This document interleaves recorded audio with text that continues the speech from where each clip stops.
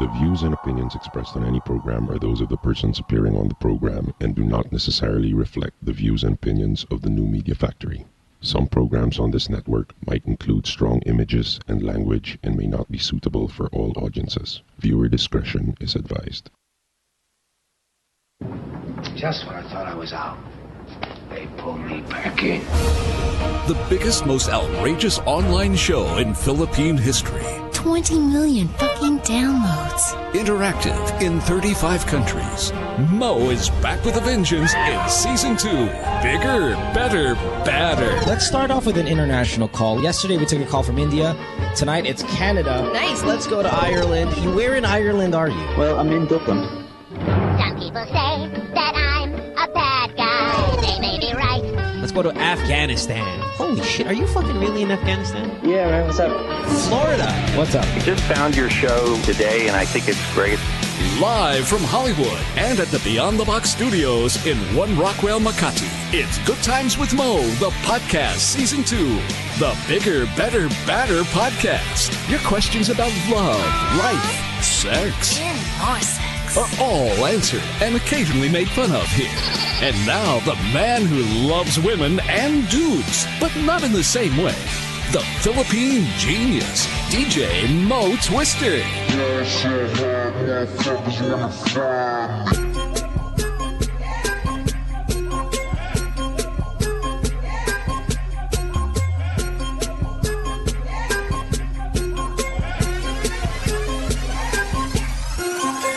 Middle of the week podcast on a Wednesday night. It is the 16th of January. Welcome to the program. It's nice to have you guys here, whether you're downloading it and streaming live over the New Media Factory website. My name is Mo. Let's do this. Season 2. Hello, Dr. Ken. We have a pretty interesting guest tonight. How you doing, my friend? I'm doing well. How's your day? It was awesome. Always great. What did you do? Yeah, I've done a lot of clinics, conferences, but I've picked up some procedures that I'm going to do this week. You still, I mean, do doctors, I don't know. I mean, I don't know if I was asking this on the radio or if I was asking this on the podcast the other night. So just because, I do the 2 shows per night. Do doctors, are there doctors out there? Oh, yes, I did this on the radio. There was a survey that I was reading that said, which jobs attract more psychopaths?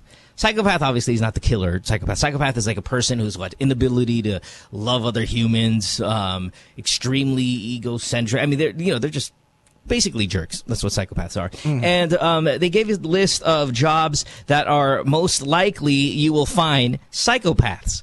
And number 1, which is in the negative, was CEO. As most psychopaths are CEOs, or you'll find them there. Lawyers, number 2. Guess what number 3 was? Radio DJ. Fantastic, right? So, I mean, it was right up there. I'm like, holy fuck, man, right up there. And then, surgeon as psychopath, which is weird because you have surgeon as likely a destination for psychopaths, but yet you have doctor, which is likely a profession you won't find a psychopath. And I'm thinking, what the fuck is the difference between doctor and surgeon in the ability to care for people? Because remember, not care in a medical aspect, but care in an emotional connection kind of aspect. And you being both surgeon and doctor, when you're in surgeon mode, are you asshole? And then when you're in doctor mode, you're nice guy? I mean, well, I could understand because my specialty really mixes it, medical and surgical. But I think the survey was referring to the general surgeons, who's really of course. Right. That others might not know who are non-doctors requires a lot of training. They take 5 more years in residency, and there's so much stress. They're so tired that they just lie on the floor and the radiology, and then they'll sleep there.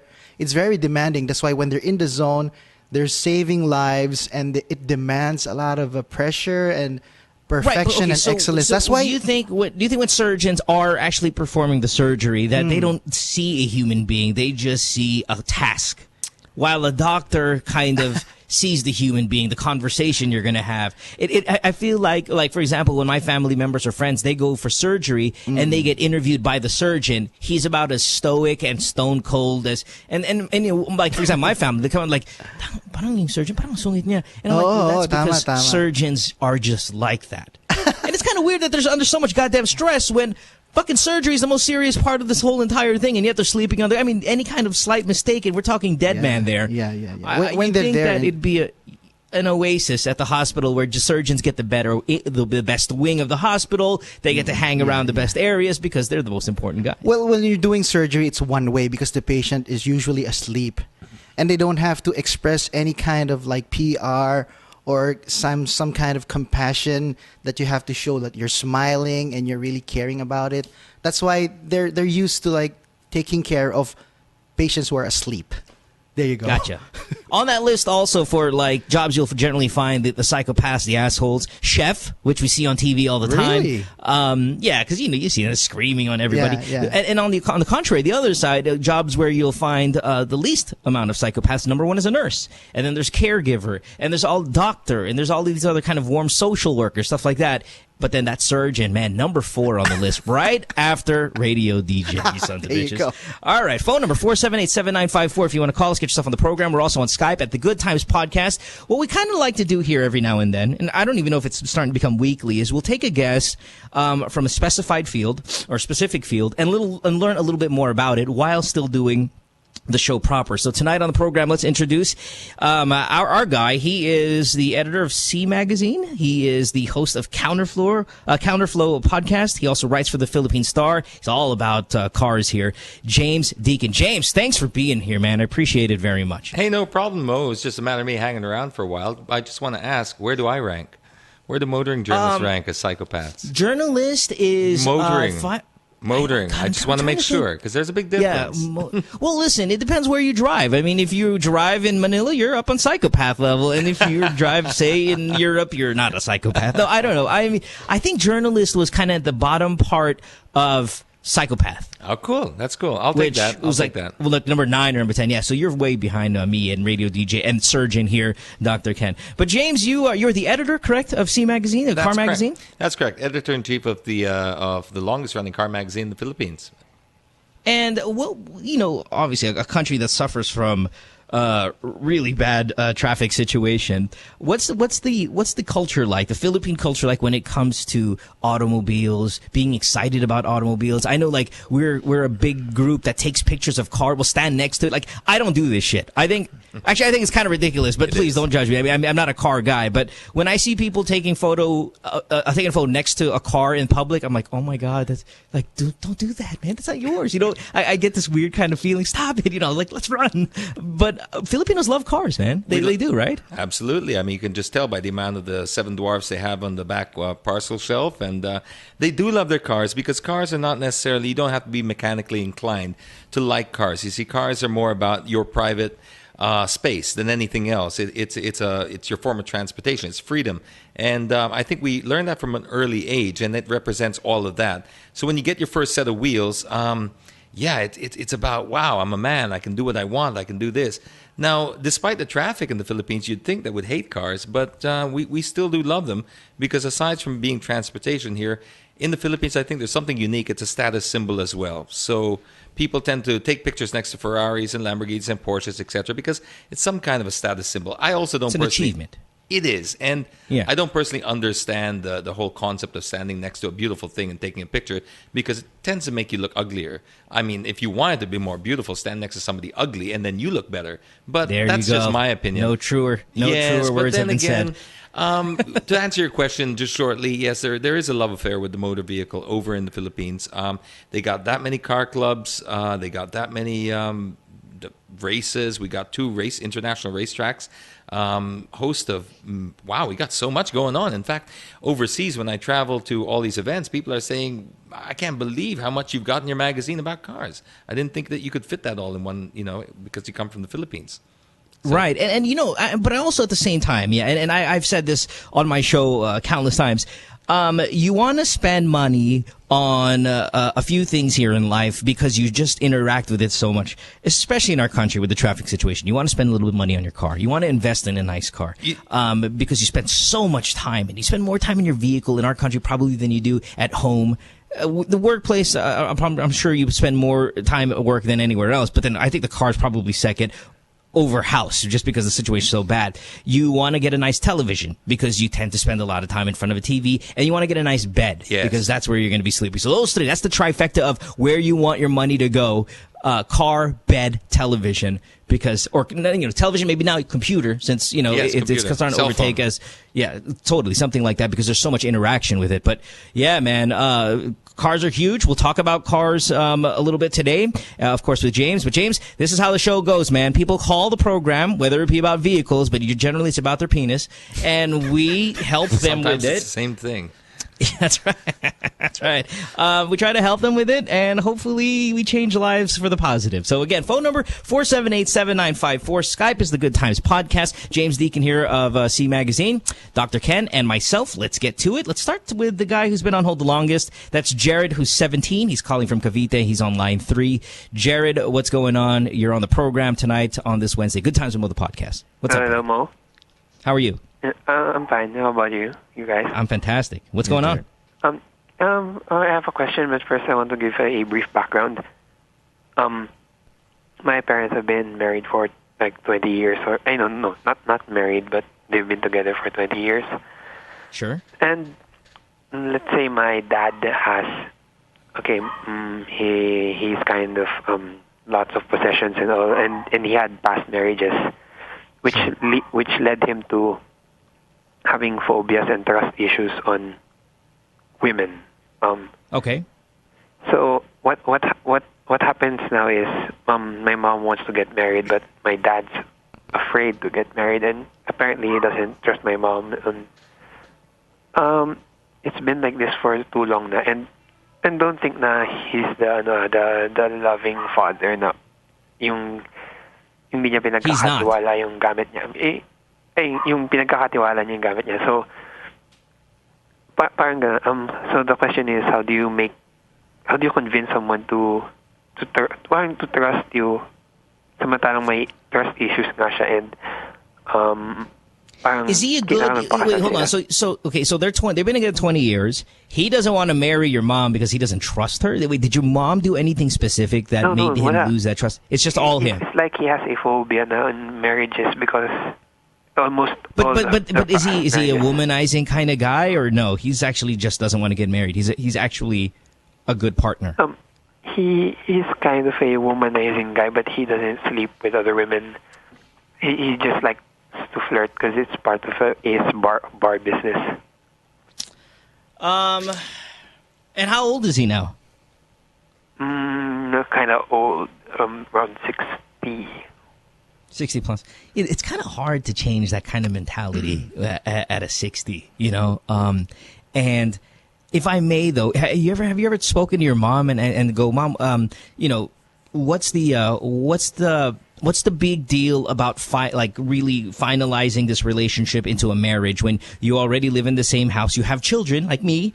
Why does she want to be married so badly? I mean, I understand because maybe she's an older woman, and it's just in that day, every female just wants to be married, and it feels. I'm sorry. Yeah, go.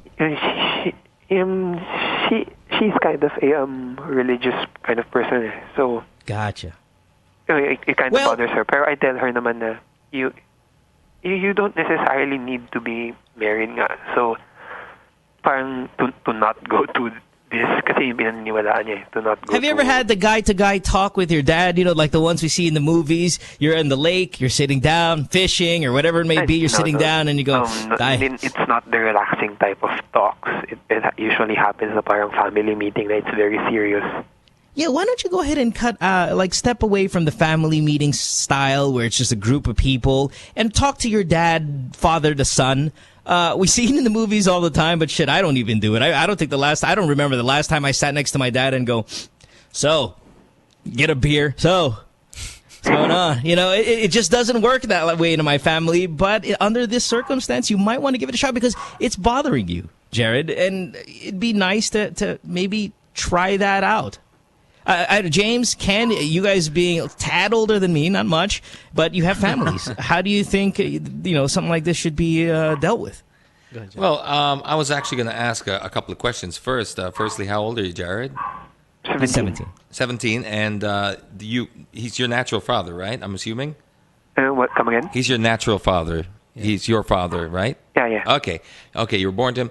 I don't know much about your situation, but it sounds a bit to me like he's either... Well, the phobia rule could be one, but if I can put it out there, is he worried about these possessions? You mentioned he has a lot of possessions. Could it be a prenup thing? He's very worried. And at the same time, na parang... Well, he trusts us kids, but he doesn't trust the mother. Well, Mo asked, is there anything your mother did? But before we get into that, is it a prenup arrangement thing? Is he worried that by getting married that half of his possessions will be given up in the case of a divorce? Is it a financial decision? No. He's just afraid na parang since he's getting old, he gets abused and he gets this kind of stuff. What would change if he got married? That's a question I would ask him by the lake with a beer.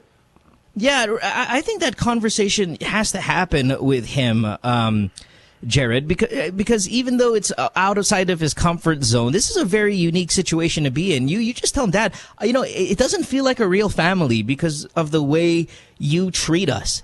If he becomes belligerent and kind of becomes an asshole about it, I think you should asshole back. Because what I'm feeling here is he's extremely self-centered. We talked about psychopath earlier because he actually detaches himself from not only the wife or the mom, but you as well, and to a point where all of my stuff means more to me than you guys. But you should say, Dad, I'm part of your fucking stuff.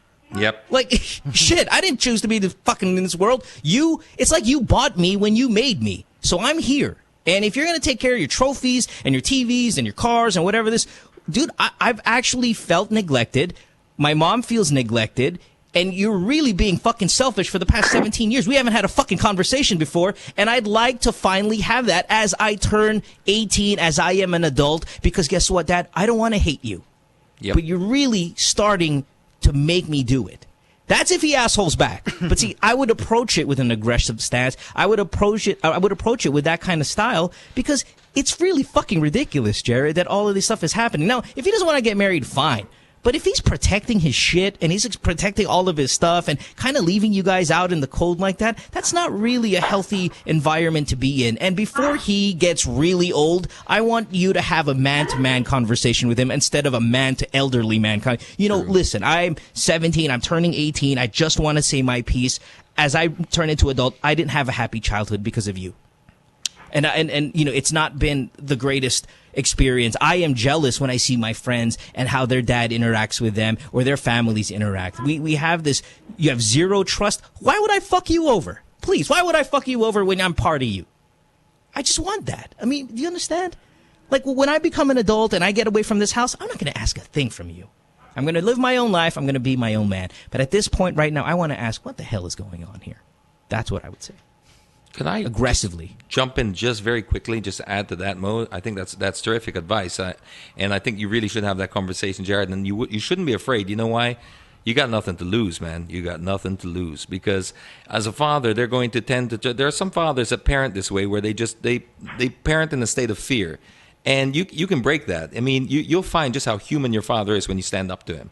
Because at the end of the day, you're scared of him, you're scared of losing his love, but right now it doesn't seem like you have it. So don't you think you're going to lose naman parang if he's close-minded and all of that?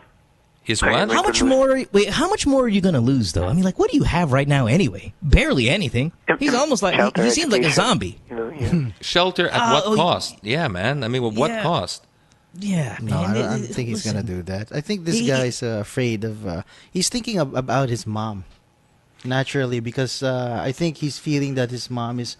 wanting this and religious thing and wants to get married. He's not really thinking about himself. He's like thinking, hey, Dad. But yeah, right, that's exactly. But you're going to use going to use a method of me instead. Because the thing is, if you approach it with I want to talk about Mom. No. He's going to be like, I know more about Mom than you. I'm the one here. It's going to be like that. He should approach that. I want to talk about us. I want to talk about me. I want to talk about you and your lack of interaction with us. And you know what I mean? He has to kind of involve himself there so it hits home. Because it's different if, for example, when my mom talks to me about my relationship with my girlfriends, I'm like, fuck, I don't want to talk about this shit. I don't listen. But when she talks about our relationship between her and I, then it's all ears.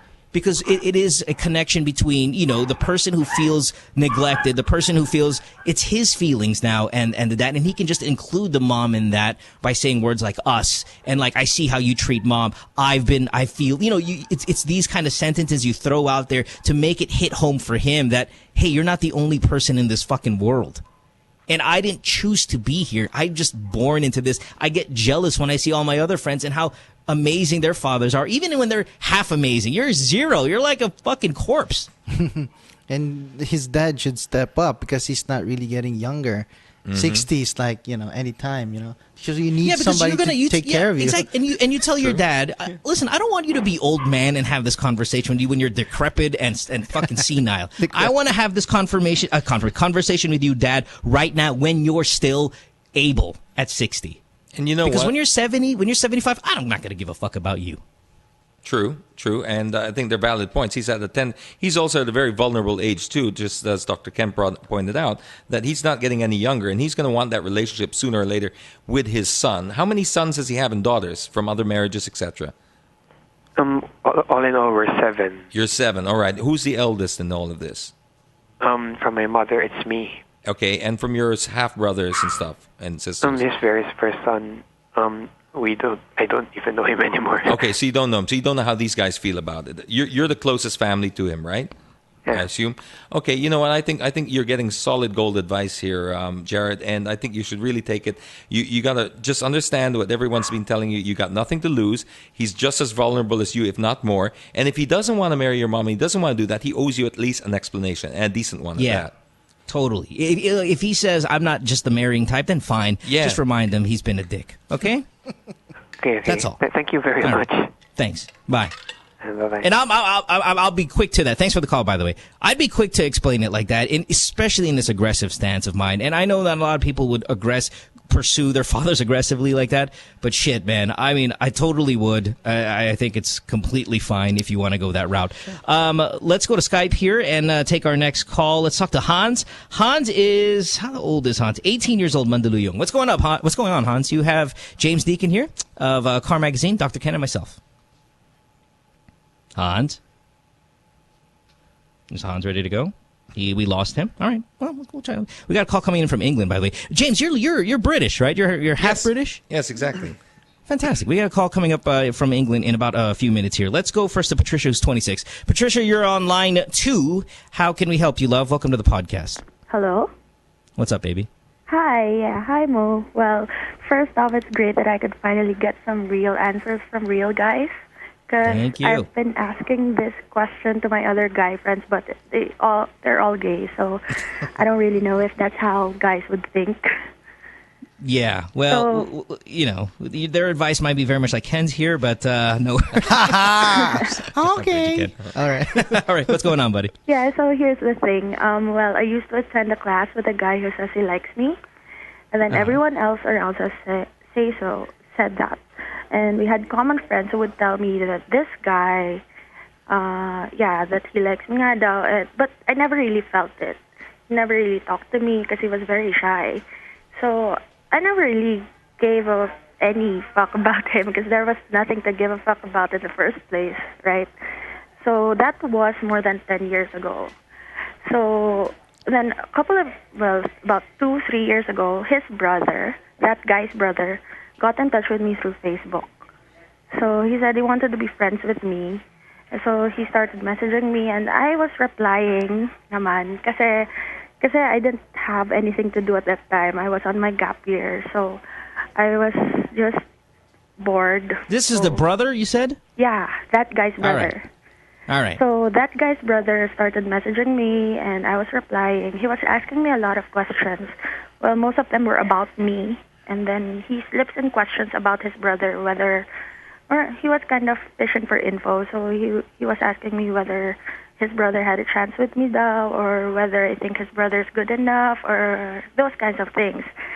So parang that brother nga was his brother nga was asking me a lot of questions, and I was answering naman. And then what happened was the communication got cut. I think he got busy, so parang nainis na rin ako na, okay, so what was that? he never really answered my questions because I was asking him, why were you doing this? Why are you asking me a lot of questions? So all right. So speed it up. And then what happened? Yeah, and then what happened was the communication got cut, but about last year, I got in touch with him because I really wanted to know, and parang, okay, so what happened was I got in touch with him, and then he confessed that he was trying to know me so he could find someone like me for his brother, because apparently his brother still likes me, even if it was about 10 years ago. So until now, his brother likes me though. And then okay, what's the question, baby? Yeah, Come on, let's go. The question is, wait. They came here. They came back because they went abroad, and then when they came back, he was telling me that he wanted to meet me, and then he did not meet me at all. So parang hold on what was that listen, for? Patricia. Hello, yeah. Ah, baby doll, listen here. Hold on one second. I'll put you on hold. We're going to put you on hold a little bit. Yeah, go. Try not to listen to what we're saying because it's a little offensive. This is not the work of a hot girl. Because hot chicks don't research why someone possibly might like them from years past via the family and all of that stuff. You know what I mean? You guys get what I mean? No offense, Patricia, but you don't see Georgina Wilson will never tell this story tomorrow to us when she's on the show. It's none of this. I really needed to know because I don't really give a fuck about this guy. I don't like this guy. He's just some guy in my class. He never talks to me. And then his brother said, people said he likes me, but I don't give a fuck about him. And then 10 years have passed. His brother contacts me and says he likes me. And then all of a sudden it piques my interest. And then I got to follow up, years down the line. Of course, I want to follow up with him. It's like, I feel, Patricia, that this is the first time someone's had a crush on you and you're acting out about it. You're interested, but playing these weird kind of games about it, Pat. You're 26, love. What the fuck is the question is what I want to get to, because the story is extremely long and I am getting confused as it continues to go on. What's the question regarding this problem? Now, we'll put you back on here now. Sorry, line 2. Pat? Hello. Hey, Patricia. Yeah, what's the question? What's the question, dear? Yeah, so my question is, because why would that person get in touch with me and then say that they want to meet up and then not meet up? Yeah. Okay. Well, Patricia, boys say things that they just want to say, and I don't know. One thing. Maybe the brother's the one who's making a move for himself. Mm-hmm. Number 2, it's. I'm with you, Dr. Ken. And I don't think he's going to be going out for his curveball. I'm going to throw a curveball, Ken. It's not even a brother. It's him posting as a brother. Really? Because it's like, it's the wingman that doesn't really... Stuff. No, it's the wingman that doesn't really exist. The guy. Okay, listen, I'm Torpe, right? I can't go up to you and tell you I like you. How about this? I'm going to make an account saying it's my brother. And I'm going to say, hey, I'm what's-his-face's brother. He kind of really likes you. You can then take on the position of a brother, tell her your feelings to see if she'll reciprocate in that feeling. And... I have a feeling that's what happens. Because, why would a brother do that for down the years? Oh, listen, you don't know me. I don't know you either, but my brother speaks highly of you. I was thinking, would you like to kind of hook up with him, please? This is sort of the hypothetically, I've got a friend. Exactly. Yeah. He's trying to, it's a tulay, but it's a weak way of doing it. And like, if my little brother or my older brother went up to me and said, Mo, hey, listen, can you contact this girl on Facebook? Tell her little good things about me and you say that I'm really interested. I'd be like, get the fuck away from me. I mean, okay. What do you go out? Can you please be human and sane and do this on your own? I mean, I'll play NBA 2K13 with you, but I'm not going to go up to a girl on Facebook and try to bridge you guys. It's likely him, in my opinion, it's likely him trying to get a dialogue going. As you said, in class, he never really spoke to you anyway. You don't really give a fuck about him anyway. And, there were hints and people whispered and rumors that he liked you, but it was never confirmed because he never had the balls to come up to you and actually say it for himself. Hence, shows up this mysterious brother who you've never seen before and who's not willing to meet you because he doesn't exist. He's just trying to put some pokey points in there for the quote-unquote brother. It's really him. Okay. And there's poor follow up, so I don't think he's really that interested. Yeah. And for my advice to you, that's what I'm thinking too. Yeah, for my advice to you, just go out, man. Don't forget about this guy. Patricia, you're letting this bother you way too much. No, and I'm not saying really again, bother me way too much. I'm saying this is not the work of a hot chick. You got to go out there and let just things come to you if you want it to come to you, or go out and get it yourself if you want. Okay. If you like him, because it sounds like you did like him, or you like the feeling of being liked, go talk to him about it. Mm-hmm.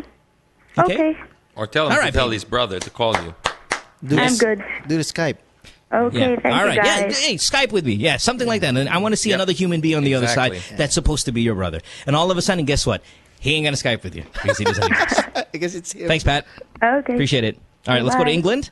London, I don't even know where in England. Let's talk to his name. Calls the internet always had these code names. Fireside Chronicles, who's 20 years old. He's got a question also regarding vehicles for our guest tonight, James Deakin. Fireside, what's going on, buddy? In England. Hello? Hey, how's it going? I'm doing great, man. How are you? Where in England? In the middle, sort of near Birmingham area, Birmingham, Coventry. All right. I gotcha. Yeah, I was in London a few months ago. I was there for the Olympics. Did a little time in Scotland as well. Really, really great. I worked for the Olympics. It was crazy.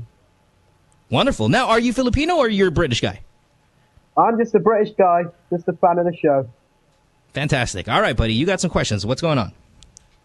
Basically, I've suffered from narcolepsy over the past few years, but I've just come into a bit of money. And I'm looking to buy my first car. Now I have my license back. And I want a bit of advice where to spend my money wisely. What are you talking about? It's narcolepsy. He falls asleep. Narcolepsy is a sleeping disorder. All right, so I had my license taken away from me for a while. By the way, his name is Matt. Sorry, I was calling you Fireside Crowley. Your name's Matt. All right, so Matt, you suffer from narcolepsy. Now, do they give you a driver's license if you have narcolepsy? I'm sorry, I had to ask that. Well, just because it seems a little dangerous.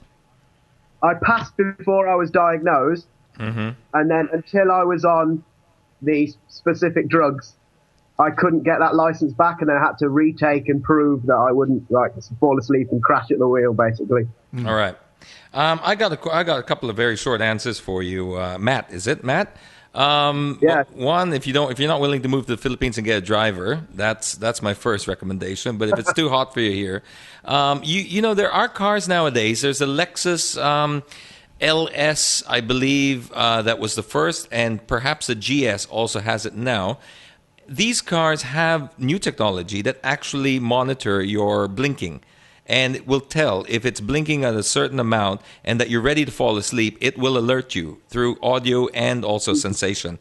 And these, way. I'm just making this stuff up, but no, I'm serious. I need this car, no. man. It's really good. It's I can't remember what they termed the technology, but Lexus were, I believe, the first to develop it, and it monitors you regularly and it scans you all the time, and it's designed specifically for drivers who could fall asleep at the wheel. Not necessarily with your condition, but it'll work exactly the same way. I would look at those two cars. That sounds perfect. That sounds exactly what I'm looking for. And it's a very comfortable car too. And Matt, you said you've come across a little bit of money. A Lexus is a pretty penny, or a pretty quid, whatever you want to call it Pound. over there. Pretty pound. But pound. But if you if you can afford it, this seems like great technology. But at the same time, not to burst your balloon here or anything, but narcolepsy sounds pretty fucking serious if you're going to be driving. It's pretty fucking serious, yeah. Yeah, and do you just fall asleep? Because I've seen narcolepsy before, in movies, where you're like, it's just immediate and almost like you just got knocked the fuck out, I'm just thinking maybe this car, the Lexus, while it detects your blinking patterns and going, okay, wait a minute, I'm feeling that this guy's kind of getting sleepy. From what I know, and Doc, maybe you can concur, that when it comes to narcolepsy, it's not sleepy. It's it's right away. Yeah, in severe cases, it's like that. Let me ask Matt, are you a little bit on the heavy side? No, luckily I'm not, no. Okay, they thought it was sleep apnea for a while, but it's not. Okay, yeah, sleep apnea, or there's one called the Pickwickian syndrome, wherein if you're really heavy, it pushes up here on your diaphragm, and it stimulates, you fall asleep. So good thing you're not like that. So see your doctor, make sure you have clearance, and follow James's advice. That's a great car. That's a great advice. It's great technology. Yeah, fantastic. Wow. All right. Anything else, Matt, you'd like to ask since you're here? Sorry, Matt. Anything else you'd like to ask before we let you go? Oh, Anyone who had a crush on you 10 years ago? yeah, well, I don't know. I'd quite like to come to the Philippines. What's it like? Get over there. It's Get awesome. a show like you guys. Live the dream. Yeah. All right, buddy. Hey, good luck with the car purchase, and thanks for listening to our show. We appreciate it very much. No, don't worry about it. All right, thanks, man. Have a good one. Bye-bye. Right. Wow, that's now that he's off air, that seems like fucking more. I mean, I think one of us should have said, "Dude, you shouldn't be driving ever." Yeah. Well, I did suggest a driver in the Philippines thing, but failing that. But that's scary stuff. I think kasi foreigner, nagiging mabait tayo. Yeah, I don't. I'd be like, "Hey, man, if I was on the street, dude." I'm just a question to Dr. Ken. How deep do these people sleep? I should have asked Matt. When they do fall asleep abruptly, how deep do they sleep? Different ways, no? But some can really fall asleep. Like a beep, beep, beep with a zzz, because it vibrates as well as beeps. That's how the car would. That's how the car would react. React to a normal person. Yes. But if these guys with severe narcolepsy, not even you won't even wake up when you do this or shake them. Yeah. Wow. Yeah. Some severe cases. Do they wear a helmet, or these people wear a helmet, kind of walking around constantly? No, I'm serious. No, yeah. What about the people around them? Do they wear helmets? The other cars? Because that's the problem. That is the problem. That's severe stuff. Seems tough.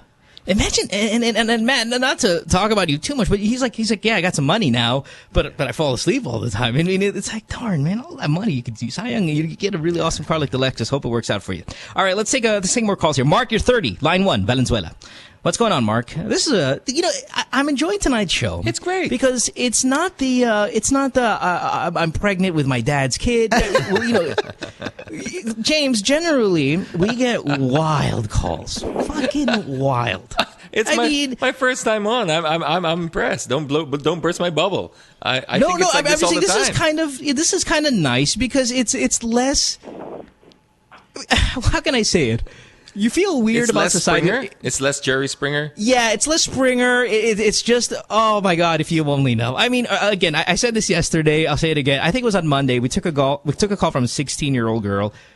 Pregnant with the dad. Oh my. With the father. I mean, it's wow. Now it's just narcolepsy on the road. Oh, so perfectly normal. Mark, you're 30. You have a question. Again, a nice question. Nice, relaxed question here. What's going on, buddy? Hello, good evening po.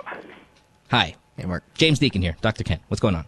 Hi. Gusto ko po humingi ng advice tungkol sa mga stepchildren ko. Sure. Apo. Nagkasama na kami nung girlfriend ko for 3 years. Ngayon, may 3 po siyang anak. Okay. Oh, insta-dad.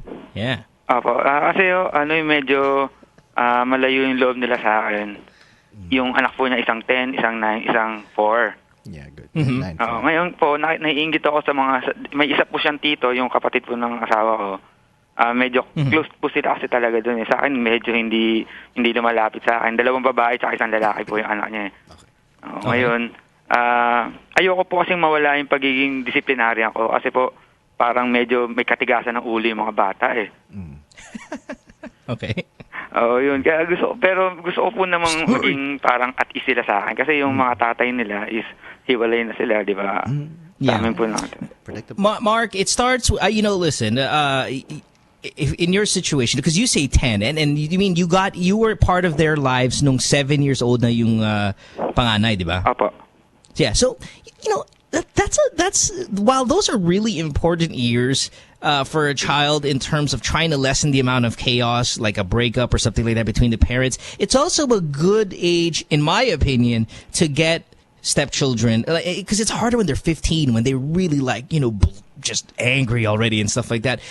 When you got them at 7, and hard-headed, you got the other one at 4, you got the other one at 1, you could really get a good relationship with them going.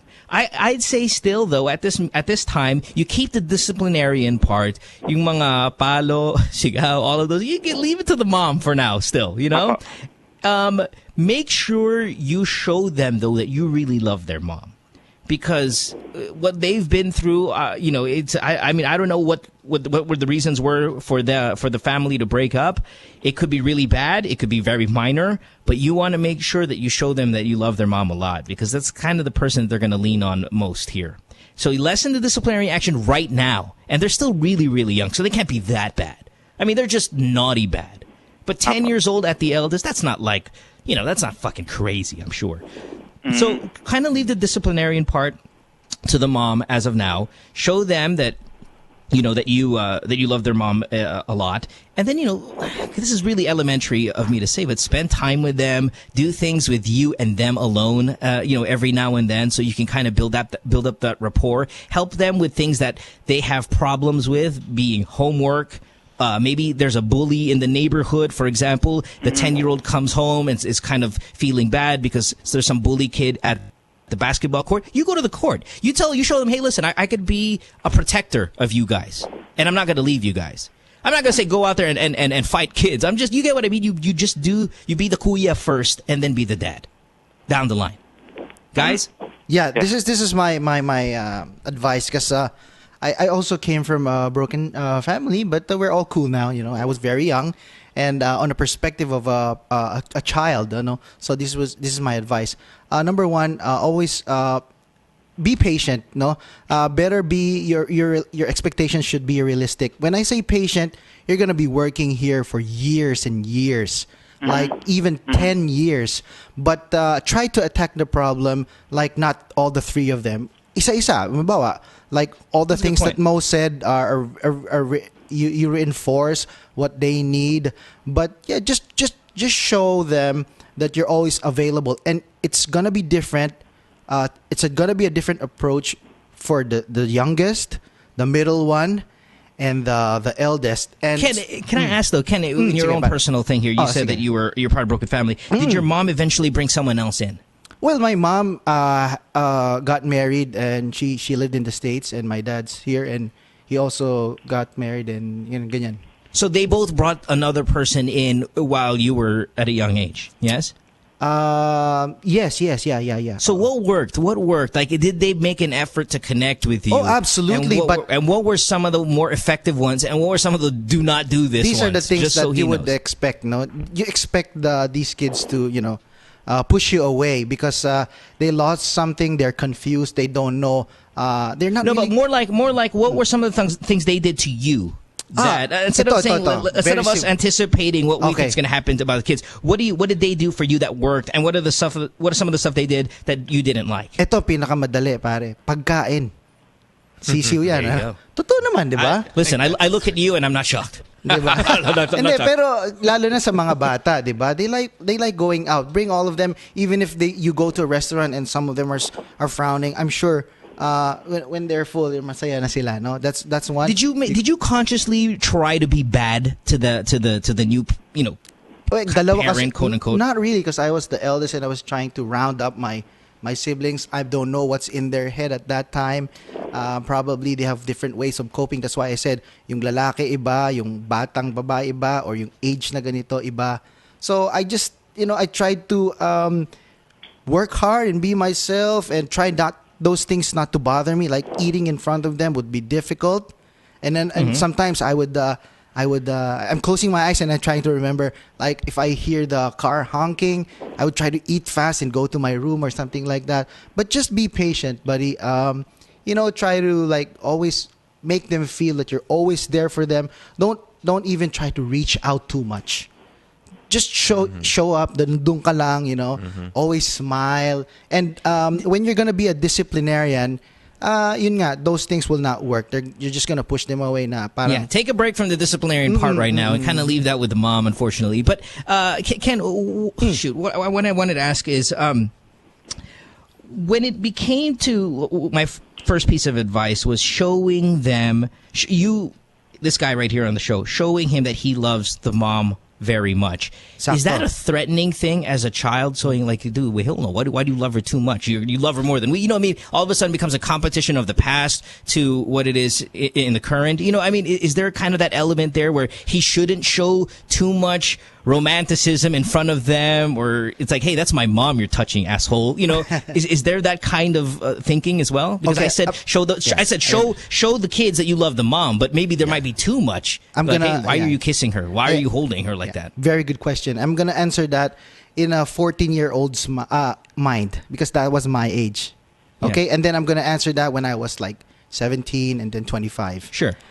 When I was 14, exactly what you said. You know, don't show too much public display of affection. Mm-hmm. Just be there. But as I grew older, I realized that is important. That you should really show all of us that you would care for my mom or something like that. So, sure, magbabago yan. Your style at this stage would be, you know, okay lang, you know, pa-kiss-kiss, don't be like hugging her and, you know, maiilang sila doon, wag ganon. Yeah, don't go in the kitchen, squeeze her butt and go, woo! Wag ganon. Sa movies yun, sa Amerika, dito hindi, conservative yung mga tao. Pag tumanda na sila, yung marirealize nila na, they will see that you are a reliable person, you're an honest person, and you're going to stick around. Yeah, you're going to stick around. Yeah. All right, Mark?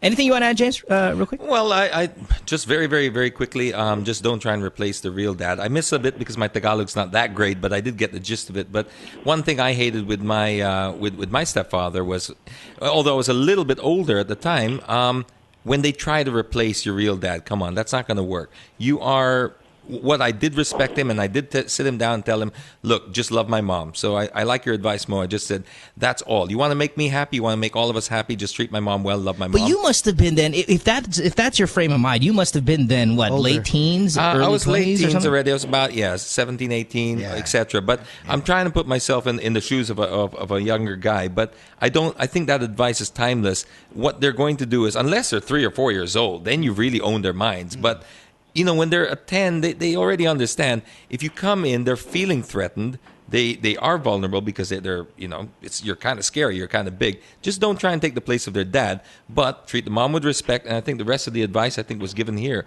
Be their kuya, because it's not your position to be the disciplinarian. That's the mom's job. And you know what? You may end up clashing severely with the mom if you do try to discipline the kids, and that'll affect your relationship there.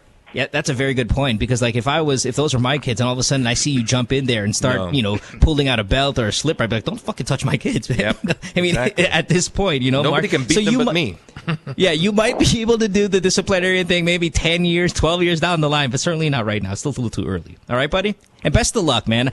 You know what makes me happy about this whole call here, Mark, is that it bothers you enough to call us, meaning you really do care about the situation. And that's really, really good of you. And it kind of keeps me positive that this is going to turn out all right. Okay? This show is turning out all right. All right. It's really good times. Thanks, Mo. Let's go to, where are we going? New Jersey, Los Angeles. Let's go to New Jersey. Jay, you're 31. What's going on? Hi, Mo. Hi. New Jersey, right? No, UK. UK? Oh, fuck. Middle? I thought... Oh, okay, I'm sorry. It said here Middlesex. I was thinking, homosexual? No. New Jersey? And I was thinking, but there is a Middlesex in England. It didn't say here UK, so I was going with the US. That's my fault. So back to England we go. What's going on, Jay? Thanks for calling us in England. Yeah. First time, long time. Thank you, buddy. I love when I hear that. I appreciate that. What's up? I just want to ask Doc Ken about yung parang dito sa may lower part ng mata, parang nagbablock siya. Oy, nako. Wow. You're dead. I love this question. I love this question. God, you're such a massive nerd. No. I'm going to tell you why. Do you have any other problems aside from being blocked? Are you tearing, guy? Hindi naman. Okay. This is the thing. This is actually my subspecialty. Okay? You know what's funny? Because I completely forgot that you're a doctor. I mean, like, it's like you're a pal. And I'm like, you're like, I really love this question. I'm like, why? No. And I'm like, I'm going to tell you why. I'm not only a doctor. I'm not only an ophthalmologist. I'm an ophthalmic plastic and reconstructive surgeon, orbital and lacrimal surgeon. Wow. And I have a boner. Okay, ganito yan. I This is all took impressive. a year of fellowship in Honolulu, and I'm going to bring this technology here. It's existing, but not really in that much level. Okay? Wide scale of it. Wide Hold on scale. one second. Okay. Let's put Jay on hold because it's the background noise is a little louder. I want to hear this stuff now. Ken. Okay. Before we get into your solution here, the darkening of the eyes, right? Oh, this is. I mean, this is more vanity thing than anything, right? I mean, it's not something that's going to irritate your eyes. It's not kind of like a medical problem, but more just, cosmetic. I hear cosmetic, right? I hear Correct. the Indian people have this problem a lot. I mean, my mom being Indian, she doesn't have the dark circles, but I know like her fucking relatives, boy, they got fucking dark circles. Sorry, India. And then it's I hear lack of sleep, stuff like that. The blood vessels they're overworking, and then kind of dumidikit yan sa balat, no. So it's not a medical problem. It's just cosmetic. Yes. Okay, let's hear it. What do you got for us? About the caller's question now. Okay. Yeah. What do you want to talk about? This hole that he's talking about is called the punctum, and it's where the tears drain. We produce about a tablespoon of tears each day to wash our eyes and make it moist and to keep it from becoming dry. And being married. And then, so if that hole is blocked, then there is no place for the tears that you produce to drain to. Okay? So it's just you have to unclog the drain. First, you have to go to a clinic and we'll try to flush it for you. Just in case flushing would be able to push away all the mucus and all the stuff that gets stuck there. But why is the pipino or any of these other kind of cold compress, why are these put on the eyes if it's just a blockage here? No, Does it kind of lessen the swelling and then all of a sudden you'll get a drain? That's totally different, Mo. That's taking care of the puffiness. I'm talking about, if you could see me here, it's at the corner of your eye, and if you invert it, you will see a very, very tiny hole. There's one down here and one on the upper eyelid. And it gets... But this is big business for eye creams. Like, your major companies, your La Mer, your all of these other ones, high-end stuff, they charge fucking a ton for these eye creams. Yeah. Like, I remember buying a girlfriend a La Mer eye cream. It cost 14,000 pesos. It's a little fucking... It's a little, like... I mean, it's about a quarter the size of a shot glass. You just dab a little bit. It doesn't even fucking work. But boy, is the business big for 14 grand for some of these creams. Because their leverage is vanity, and especially for these young patients, they will try to do the less invasive procedures. When you're a little bit older, there's prolapse of fat, you get eye bags. That's surgical. That's what I do. But in younger patients, when their problem is the skin, anything about the eyelid, I take care of. You can do a CO2 laser. You can do all those things. But okay, but what's your normal guy gonna do? Like, say this guy, for example, he's he's 31. He's probably not gonna do some sort of laser treatment. He's your garden variety person. Of course, we know the high end. The high end, when you throw money at anything, you're gonna get results. But when you don't have the funding to attack a problem like this, and it is a big problem, especially people who work late at nights, night shift people, stuff like that, they get the darkening of the eyes. Fucking students get the darkening of the eyes. What's your everyday remedy for something like this? Well, basically, everything is... By the way, that's not gonna be this guy's problem. Iba yung problem nitong guy na to. Iba yung problem mo. Yung tinatanong mo, no? Okay, I'm sorry. Yung problem kasi nung guy, blocked yung tear duct niya. Butas yun. It's not like his eyes are dark. Wait, how do you know puffy. that? How do you know that it's different from what his is different from the vanity one which I'm talking about? Hindi, kasi sinabi niya yung butas blocked. May takip. That's what people refer to me, these patients, and most of them come to me. So if you're really blocked and it's scarred, you have to open up. The old way or the gold standard is external dacryocystoinostomy, wherein you open the skin, you break the bone, you make a connection from the eye to the nose, because that's where our tears go to our nose, and we swallow it. Remember, pag umiiyak ka or pag may malungkot, di ba sasabi mo, ganon. Hindi yun sipon, luha yun. It drains in the nose. So I have this technology called endoscopic laser-assisted dacryocystoinostomy, wherein I don't open the skin. I do an endoscope through the nose, use a laser to open it up, and the next day you go back to work. Wow, I'm Ganda learning niyan. so Maganda much. niyan. I'm learning so Maganda much shit niyan. tonight. Maganda yan. Oo. Wow. Wala pa tayo masyado niyan dito, and we're gonna be opening that up next year. And the Lexus that wakes you up. Boy, you guys have got it going on, man. Actually, I thought my iPad was impressive. Fuck. Wait till you get our bill. I gotta hang out with. I gotta hang out with both of you. Fucking James. The guy who taught me that procedure has a super sport Bentley. Oh my gosh. And that'll make anyone Ferrari. cry. Yeah. That's right. Yeah, but it doesn't wake you up, Ken, like the Lexus.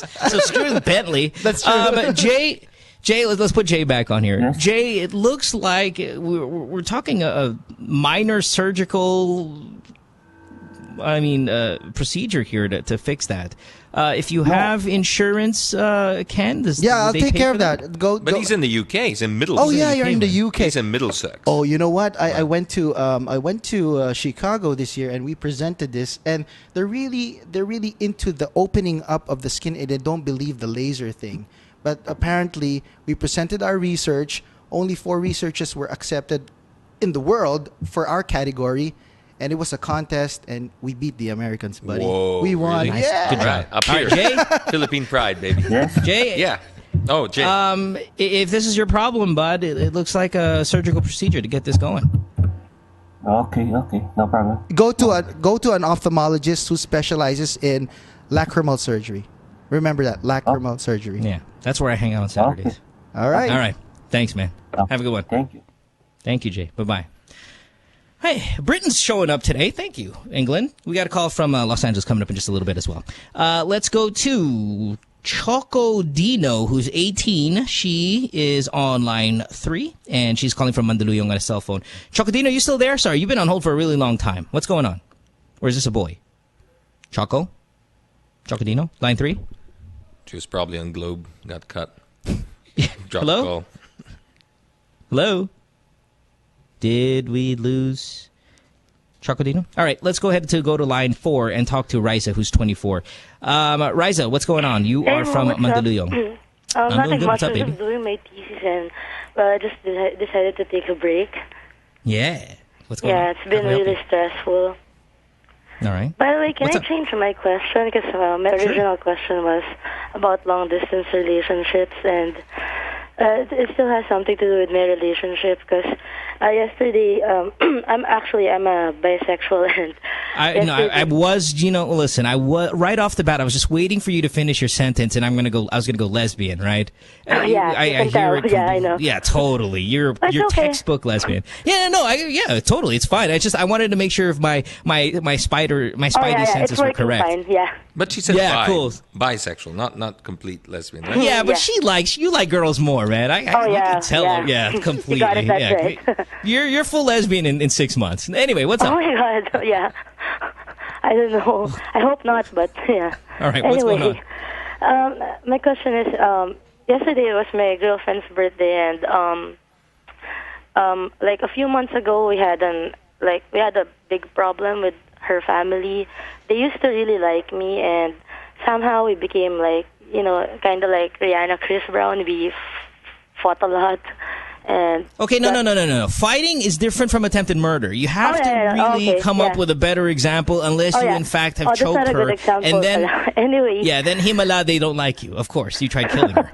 That would be accurate to assume. Anyway, yes. Parang nagkaroon kasi ng point na nagsasakitan na kami and nagsisiraan ng gamit. Like, she's wearing eyeglass, prescription lenses. So there was one time I was so pissed and I tore it in half. So his dad found out, and then we had he got mad because even though fault nung girl, parang nagalit pa rin siya kasi anak niya nga. Okay, so, no. Time out. Whoa. What was her fault ng girl that you went ahead, took her fucking glasses, and tore it up? Most of the time she's bitchy, and then she used to lie a lot. You still don't break her glasses, dude. Parang, anyway, continue. Parang dumating doon sa point na parang nananadya na siya and all, to the point na talagang she's gonna get on your nerve. Parang, I used to not, nauna siya, before, nung bago pala kami sa relationship, siya yung nananakit and all, and dumating sa point na hindi ko talaga siya pinapatulan ng simula, I'm being patient and all. Tapos, dumating sa point na parang natuto na rin ako manakit because of her. Kasi nga, parang una self-defense lang. And then, it got to a point na sobrang gulo talaga namin na nagalit na yung parents niya. Kasi she's really a bad girl, like, really bad girl as in before siya pumasok ng school. So parang, nung naging kami, hindi naman sanay yung parents niya. Like, she used to, like, date guys and then, she has a background in with girls, pero... All right. Boy, everybody gets long stories today. All right, Raisa, what's the question? Yeah, my question is, like, I know it was her fault, but do I need to, like, say sorry with the father? Like, because yesterday we had a dinner and it was kind of awkward. Parang nakiusap lang siya na isama ako. Raisa, I don't think you should say sorry to the father. I think you guys should break up. Because when it comes to a point where you're breaking shit, they're fighting, your example is Chris Brown and Rihanna, you're wondering why they don't like you. Okay, here's the mindset of a father, right? Mm-hmm. This is my daughter. You're dating my daughter. And yes, maybe let's say we believe you, which I don't really, but let's say we believe you and you say that she's a handful. And I understand that being her dad. Mm-hmm. People argue, yes. But when my daughter's in a relationship where you're throwing things, screaming at each other, demeaning each other, calling each other these horrible names, you constantly blaming it on my daughter and taking her glasses and tearing it. Listen, tearing it apart is different from, like, say, throwing it because you were mad. Putting it in your hands and like you were a fucking superhero is a completely different amount of rage in my mind as a dad. I don't want you dating my daughter ever. Now, I'm only allowing it because my daughter is, 23, 24, and she's an adult, and I'm allowing her to make her own decision and being independent about it. But if you're going to come to our home, and you're going to have dinner with me, and we're going to sit down and talk, guess what? I'm not talking to you because you are a handful. I love my daughter unconditionally. So if you come here and you say, yeah, she's a little bit of a handful and all of this stuff, and you're breaking her glasses, I fucking hate you, is about the route I'm going to take. So you can try to apologize. I'm, as Mo, completely away from this scenario. I think you guys are not working out, to be honest. And you can find yourself another female, and I'm sure she can find herself another one as well, that I think won't reach to these levels. Do you have an anger problem also in other aspects of your life, like schooling, work, past relationships? Oh, wala naman. All right, guys, this is a horrible relationship, love. And if the family doesn't like you already, I mean, shoot, just go ahead and cut your ties. You guys, how hard is it for? And I'm coming completely from the dark here. How hard is it for two women in the Philippines to hook up? Realistically, does this happen easily? Actually, what do you mean, finding another one? Yeah, finding another one. I mean, sometimes you hear about heterosexuals. It's so hard for them to find a partner. Is it hard? I would imagine it'd be harder to find. Can I guess? Yeah. Can I guess? I say no because you're dealing with a smaller population. Yeah, you're dealing with a smaller population. But that's right. A population but you understand each other's problems more. In terms of the difficulty of being open about these things. There's kind of like it's kind of like this. It's saying, okay, let's take your activity, your hobby, your work thing, which is vehicles, automobiles, right? When you have a conversation with another aficionado or enthusiast with automobiles, there's already that common denominator there. I can spot them, though, Mo. I can spot them by their car. Can you spot them easily enough? It's a question. I could be completely asking a very obvious question, but as a gay and lesbian, do you spot them immediately? Do you have that awkwardness where you make a move on the wrong, no, I'm straight. I mean... Do you see where I'm going? It's like a straight person can walk up to another straight person, and then they already have that obstacle of, well, is she going to like me or is she not going to like me? You've got two obstacles. Is she going to like me? And is she gay or lesbian? I'm curious. I know it's off topic. You know how I pointed out that she was lesbian prior to any of these stories coming through? I think there's an intuition there. You can kind of feel it. You can kind of hear it. Are you ever wrong? Have you ever been wrong? Like, have you ever had that awkward situation where you're wrong? No, actually, there were times that I thought she was straight, then I've been wrong that she wasn't. She was actually lesbian. Yeah, but, she was here's the actually thing, though. lesbian. Now here's the difference between lesbians and gay guys. Gay guys, you can tell, let's say, physically by the way of moving most of the time, right? Yeah. But with lesbians here, and correct me if I'm wrong, fellow Beau, if so if I was a lesbian, I would understand that I can make a girl still like me even if she thinks she's straight. Oh, even if she knows that's that really she's straight. possible. I mean, Because the female, they kind of work on this emotional connection, this chemistry, that they can actually fall in love like that with the same sex just as long as you sweep them off their feet. Because females kind of respond to those kind of connections. Now, that's males... really true. Actually, there's this girl in school. She's really like popular. She's like part of the cheering squad. And like a few months ago, we were all surprised that she actually hooked up with a lesbian because.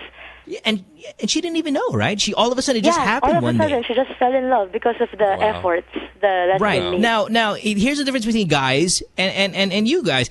James here, our guest, or Ken, I'm impressed by both of them. Love these guys. I really enjoying this conversation. I think we're having a good time. I think I'm learning a lot from both fields, but I will never blow him, and neither will I take it from the ass from Ken. Ever. Are you sure? And James, a tall, handsome fellow, as you can see, never going to blow him. I'm not taking that personally. It's all right. Ken probably has money hand and fist because he's the doctor. Guess what? Never going to suck his dick either. That's the difference between us. Anyway, Riza, back to your problem. So we can wrap this up. Love, go date that popular girl. This one is not working out. You guys are not working out. The family hates actually, you. she's single right now. I just her. And if it doesn't work out, give us her number. And you know she's ready to go, man. So come on, go after. Listen, I don't like the way you treat this relationship. I mean, all jokes aside, I think you're a bitch, asshole, whatever you want to say, jerk. But you called, and I'm gonna. I like that, and I respect that. That's fine. Mm-hmm. I just don't think this relationship's going out. When you guys are breaking each other's glasses and stuff like that, that sucks. That's what the equivalent of Blake breaking her glasses is. If James and I were in a homosexual relationship, I went outside and I kicked his Lexus. Ow! Or I hit it. Yeah, or I hit it with a bat. Or it's you disabled my sleeping thing, knowing that I had a condition. Exactly, like a narcolepsy, or grabbing a knife and hitting, just slashing the tires. You don't do that. It's too aggressive and of a too move. Personal, yeah. It's something that she uses every day, and you went out and tore it up. It's even worse than taking her cell phone and throwing it away. The glasses the gestures, thing, it's super personal. You don't do that shit. And if a person's making you behave like that, making you become an ugly person like that, it's not worth it. I know, like I've been in a couple of relationships prior to this, and I've never experienced this. There you go. That answers your question. It's a sign, then. Yep. There you go. Mm-hmm. Thanks for the call. Thank you so much. All right, vegetarian. Thank you. By the way, I was going through our Twitter here, and the guy from England who called, the one who has narcolepsy, has his own podcast. He says our very own, and he looks like he's a doctor at the same time. Was just on the podcast talking about narcolepsy. That's cool. Hey, thank you again, Matt. Appreciate that. Wow. Let's go to another international call. Boy, we got a lot here on Skype. Let's talk to... Oh, no. Let's go local first. Local first, and then we'll go international. Chuchai. Chuchai has been on the show, has been on hold for a long time. I just don't know where she's from. Hold on one second. We have so many calls I got to go through. Chuchai, you're 23 in Manila. How can we help you? Chuchai? Chuchai on Skype? Obviously, that's not your real name, so you might not be responding. Is Chuchai there? Or no, this is someone else? This is Gian? Okay, I'm sorry. Gian is on the show. Gian, you're 25, Los Angeles. What's going on? Yeah, hey Mo, good morning. Good morning, sir. Sorry about that. I was calling you Chuchai. I thought we had somebody else. Gian, you're 25. You're in L.A. Is that correct? Yes, I am. All right. What's going on, brother? Thanks for being here. Sure. Yeah, it's 6:30 in the morning. It's fucking freezing. What's going on? Yeah, I have two questions, actually. One is about the medium per se. I mean, being on radio. I'm a writer for a newspaper here, one of the local newspapers. I wouldn't say the name because, it might, whatever. Yeah. Anyway, listening to you and Susie and the gang and everyone at Magic, being on radio seems like a hell of a lot of fun. And as a writer, I can't help but think that I would have the edge because I have communication skills, right? So sure. What would I have to do to break into this medium in my own capacity, or whatever? Well, you seem eloquent. You got a nice speaking voice. You kind of knock those out. What will it take to break into the medium? It's such a different animal these days, though. James, you used to be a radio DJ, right? Yes, I did for just a couple of years only. I'll be honest, all right? I'll be completely, because it depends what kind of station, okay? Yes, it does. It depends what kind of station, like our station's a pop station, and we're of the radio stations, we're like a showbiz station. Not into the terms of we talk about showbiz stuff, but we expect now our DJs to be celebrities, and not just on radio, but doing courtside reporting for the basketball, being on Eat Bulaga, being on drama shows, being on chisme shows like myself, being on ASAP. I mean, you see being models and all of that stuff. And it's kind of odd because when I started in radio, and we're talking, see, I'm 35, I started when I was 17, so right. I've been there, another 17 years. Half of my life is spent doing this job, right? And when I started when I was 17, who were your DJs? Fat guys with awesome voices, great common sense. Not much. They're not the best looking guys. They're really into music and getting the new song out there and taking requests and greeting you people, and you can pass the phone and all that bullshit. Now, we don't even care I think I met Jimmy Jam a long time ago. Right. And we all kind of looked the same. We were either kind of super nerdy or super kind of techie fat guy. It's the guy. It's that look you see now in the IT industry. Those were your DJs. Now, who are the DJs now? If you want to be part of our station, number one, the first thing we look for, if you're a guy, are you good looking? Are you good looking? Yeah. If you're a girl, you have tits? Let me see. Yeah. Even if it's radio where you don't even see the fucker's face, you got to be presentable. You got to be sellable these days. Sad, but definitely true. Yeah, the face is gonna be all over the posters for the station, right? So exactly. And now we're looking for. Now you could be fucking phenomenal, and if you're phenomenal DJ, you're a great conversationalist, you're funny, you're all of these great things. Then yeah, we'll make an exception. But we're talking about.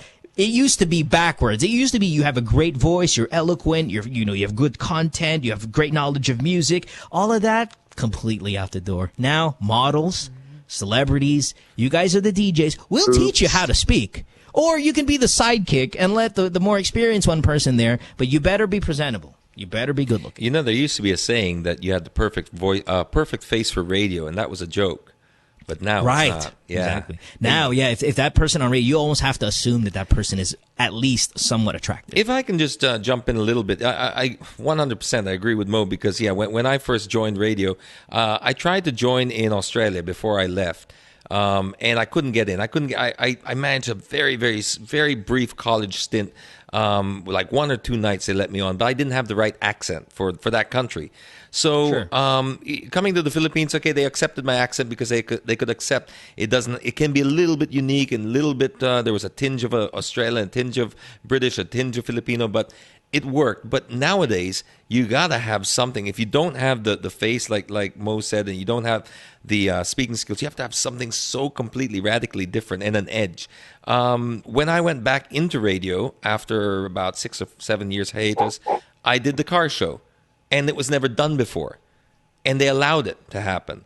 And it was just because super expert, super specific type of stuff. So it's like everyone was doing other things, and nobody had a car show dedicated to that. So they made exceptions. I mean, we could be 300 pounds. It didn't matter.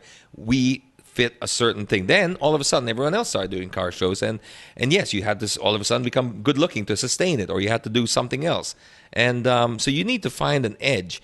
You need to find something that you can pitch to the stations, because if you're just going to throw a demo, that's going to get lost in there. You got to fight for it. Yeah. And again, we were talking about it depends on what kind of station, right? So our station, or at least our market, our demographic, you have to kind of be a little sellable in the face, or just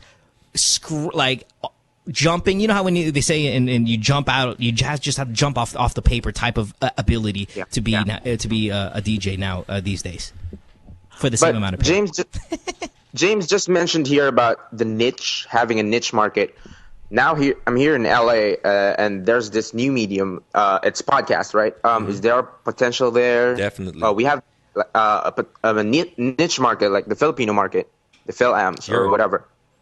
Yeah, dude. Of course, there's, and the thing is with the podcasting is it's now back to kind of the old school style of radio, which is it's all about your content. It's all about your ability to push a conversation. No more of the sellability of the face or any of the things that we find in radio now, because radio is just like showbiz. Podcasting is back to how good your show is, how you can push it, whether it be the topic being music, it could be as James does a podcast, Counterflow, which is about vehicles. You can do like our show, which is about insulting people about their lives. I mean, it is all dependent on how you're able to push a program that people want to listen to. And people listen to this, dude. We do 150,000 downloads a day, man. It's pretty profound. You know what else you can compare it to? You can compare it to the way we look at YouTube and stuff. Anyone can be a star nowadays. You don't need a manager or anything like that. If you've got really good voice, you've got some unique talent, and you put it on YouTube, if it's good enough, it'll get discovered, and you'll get the hits. It'll go viral.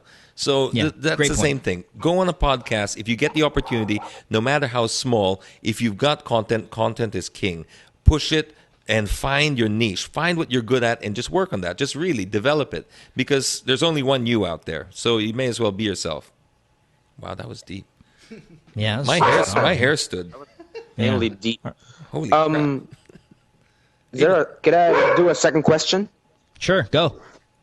All right. Career advice. All right. I write for this paper, right? I was given an offer by my boss to, try sales, because of the communication skills, I could do it, And I've heard from office mates, former salespeople, that the bosses, they do that. Holy. Sorry about that. Wait. Time out. I gotta guess that. Listen, if I can get the lesbian, I can get what kind of breed that is. Give me a sec here. German Shepherd. Ah, shit. Can you tell him to bark one more time? I was kind of excited. Thank you. I'll try. I'm going German Shepherd. I was fucking German Shepherd too, man. I think we're on the same page here, James. Ken, how say you on the breed there? I say Beagle. Fuck no. I said Beagle. No, you could be right. Did you hear the bass on that? That was a 60-pound dog. What is it? That was a 60, 70-pound dog. 7-pound dog. It's a Labrador. Oh my God, I got a Labrador. Shit. I almost said Labrador. I have a Labrador. Why didn't I? That was going to be my next choice. I was going to be my next choice. At least I got the pounds right. But even your dog disagrees with that sales question. I'm sorry. He's right. It had a long snout. He or she is not right. Is right. You know what? If you go down that route, you're going to either get stuck there or you're going to compromise your integrity in the newspaper. You cannot write for the newspaper and sell it as well. It just doesn't work. Yeah, I know. That's one of the things that I'm considering. I'm going to get stuck in that how should I say this, branch of that part of my career. I won't be able to explore being a writer and It's church and state, man. Church and state. You got to pick one or the other. You can't bat for both sides. Not like our previous caller. That's fun, but and they say that my boss, he steals the accounts from the salespeople. I can't give a discount. I hope he doesn't download this. If there's a hard client who's not closing, he'd come in and he'd give the discount, and I just don't trust. Listen, I don't trust. Maybe trust is the wrong word. I don't like it when a company says, "Hey, listen, you're the marketing person, or you're the tech person. Hey, you want to go into sales as well?" I'm like, whoa. There's something fishy going on here. When you're looking for me to also go into sales, kind of define what your job description is and stick with it, and leave sales to the sales team. Yep. All right. All right. Unless you want a career in sales, but if you sounds like you really want to get into media, you got to keep that church and state, man. Okay. Yeah. Wow. Hey, best of luck, man. Hey, again, I think you're eloquent. You should I was listening yesterday to your show about Nico style. It was funny as hell. I was at the office at 4 p.m. in the afternoon. I was stifling my giggles just because of that segment, and that Melissa call was crazy. Yeah, the hashtag Nico style. Yeah, thanks for the call. I appreciate that you listen to in Los Angeles on the radio show. Actually, I'm in Los Angeles, so if you send me a tweet or something like that, say it was you, I'll send you a DM or email or whatever it may be, and if we kind of have to be in the same neighborhood, we can talk more radio. All right. All right. Thanks, Mo. More power, man. Sir. Thank you. Appreciate it. Bye-bye. Yeah, there's this basketball player, Ateneo basketball player, really, really good player. We had a guest. You remember Ken? You remember Megan Young? No, I was also listening this morning. What a piece of shit this guy is. So this baller from Ateneo, right? And we had a guest here, James, Megan Young, gorgeous, fucking beautiful, right? And we were talking about, their past relationship because they're among ex and stuff like that. Like, did he cheat on you and stuff like that? So she was kind of like, and I'm like, wow, how do you cheat on Megan Young? You are such a fucking fox. I mean, she's a fox, 5'8", just all around, super crazy hot, right? And she got cheated on. And then his new girlfriend is not as attractive. And I didn't say she was ugly. I just said she's not as hot as Megan Young. And how do you cheat on a Megan Young? She's fucking gorgeous. So this guy goes on Twitter and he's like, you piece of shit, radio DJ, and all that fucking nonsense. And then, we found out, and he's a baller, so not all of them the sharpest people. So, some of his classmates in Ateneo called my radio show today, and they're like, yeah, that guy's fucking, he's stupid, right? And I'm like, all right, well, tell me why. And he's like, well, in the attendance in class, you know how you put your first name, you put your last name, comma, then your first name? Yeah. So it's Deakin, comma, James. Yeah. He puts his first name, Nico, and then comma, then his last name. And so we're all laughing, and then all of a sudden it became this huge kind of internet thing where I said, all right, everybody on the internet, everybody on Twitter, just type in your name, Nico style. And it just was fucking as simple as a move as it was. Boy, just the Twitter land exploded, started trending on Twitter, and Nico style is just really funny. And I'm like, that's what you get for calling me a piece of shit, because publicly, I'm always going to win. So listen, yeah, you can dunk a ball or you can cross over, but you don't beat smarts, Nico. You don't beat smarts. Let's people now are still doing Nico style again on Twitter. All of a sudden I'm seeing messages of Nico style. Let's go to a commercial break. I mean, we've really been engaged in this conversation, and for the people who like the podcast slutty, skanky, and scandalous, you might not be having a good time. But, for a change, I actually am enjoying this. And James Deakin here on the program. Thank you very much, James, for being here. Let's take a break. Before we do the break, though, I just want to remind everyone, you can check out Counterflow, which is a podcast about cars, automobiles, vehicles, whichever word you use to describe it. But James here hosts that. He's also a writer for the Philippine Star. He's editor for C Magazine as well, which, as he said earlier, is the longest-running car magazine in the country. Is that right? Yep, that's exactly right. 11 years strong now.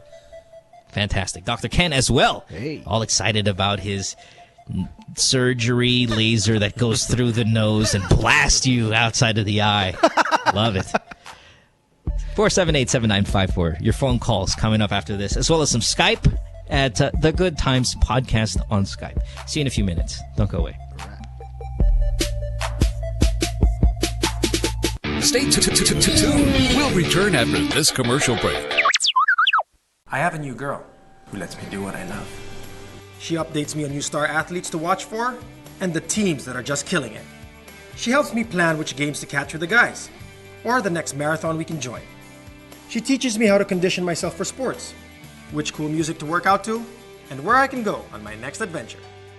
A girl who loves what I love. She's Christine, my digital go-to girl. Log on to Christine.com and get more out of what you love. Also available on iOS and Android. What you've been missing on The Factory. Pechay. Pechay na lang. Mahaba ang carpet ng pechay, she will start with the pechay. Oo, if it's kung mahaba yung hair, di ba masakit? Hindi, ginugutin ko muna ng konti. Tinitrim Kailangan trim mo ng konti. gupitan muna. Tsaka pagka kasi yung mga tsaka ay pechay pala, pechay. Tsaka mga yun naman nakikita ko. Mga yan. Ampalaya ba? Ampalaya. Hindi, na lang. Ay, upo naman talaga eh. Upo na lang. Upo. Upo. Kalaki naman niya. Kalaki? Ano ba yan? Diba? Parang ng kabayo. Parang ng kabayo. Lintik ng kabayo! Ay, Tirso! Join your host, Carrots Nazareno, on Live, Love, Lols every Thursday, 7:30 to 8:30, only here on The Factory. I can say I don't like him. That's my right to say. That's not slander. You sure? I don't like his behavior. Sorry, I don't like his behavior. You want to be politically correct. At that moment. And I don't like his shirt. I can say that. It's a purple shirt. I don't remember. There should be a separate charge. That Oh, here we go again. No, it was a different shade of purple. Oh my God, This is, you're funny. You want fries in that foot? I'm on a roll, baby. I'm on a roll. The joke will make sense when our guest arrives in the set. Would you like to introduce our guest? All right. Our guest is wearing a... Catch James Deakin and the boys on Counterflow, Wednesdays, 7:30 to 8:30, only here on The Factory.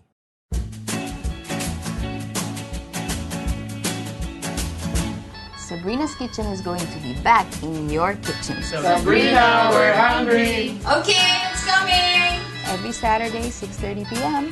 Lifestyle Network. Where else? My girlfriend says she hates me. It's Good Times with Mo, the podcast. Call the show tonight and get your love problem answered. Follow us on Twitter at GTWM Podcast. And visit www.motwister.com. Back on the podcast here, Wednesday night, 16th of January. Tomorrow on the show. Oh, man, I don't even know how I'm going to behave. Dr. Ken, have you ever seen Georgina Wilson? No, I have not. I have. I have. No, I haven't. That's why when I talk about it with other doctors, they said, hey, can we come with you? Yeah, Georgina Wilson on the program tomorrow. She is foxy. She is. I've met her once. She is a whole lot of foxy. She will never call the show with a problem ever. Just impossible. But you will force a lot of calls to the show, I'm sure. Oh, I'm telling you about it. Oh, yes, Tomorrow. of course. Friday, we have Sid Lucero. Next week, Camille Prats will be on the show. Grace Lee will be on the program. I think we have Bianca Gonzalez as well. I'm trying to confirm Jake Cuenca also to be on the show next week. All right, so let's get to your calls. Again, phone number 478-7954. You can also catch us on Skype, The Good Times Podcast. If you are downloading this on iTunes, please do us a favor. Go ahead and leave us a little bit of review or rate it if you can. And we want to thank you for always making this the number one podcast on iTunes. We really appreciate it. It's always nice to go on iTunes and see it right there. And wherever you are around the world, especially like Singapore, where we rate very high. I know in the U.S., I think some of our episodes, they're in the top 30 and stuff like that, which is still very strong and really happy about it. But let's pump that up a little bit more. Tell your friends about it, wherever you are, L.A., England, whatever it may be, to download this show. We'd really be happy about that. All right, let's go to Justin, 22, in Muntinlupa, line 2. Justin, you've been on a cell phone. You've been on hold for a little bit. I hope you're still there. How are you, sir? Hi, I am doing good, Mo. What's going on? Hey, I just want to ask if, because I have a girlfriend right now, and we've just been together for a couple of months, but we always tell each other that, I feel like I've known you for so long. You get that feeling that you've known someone for so long.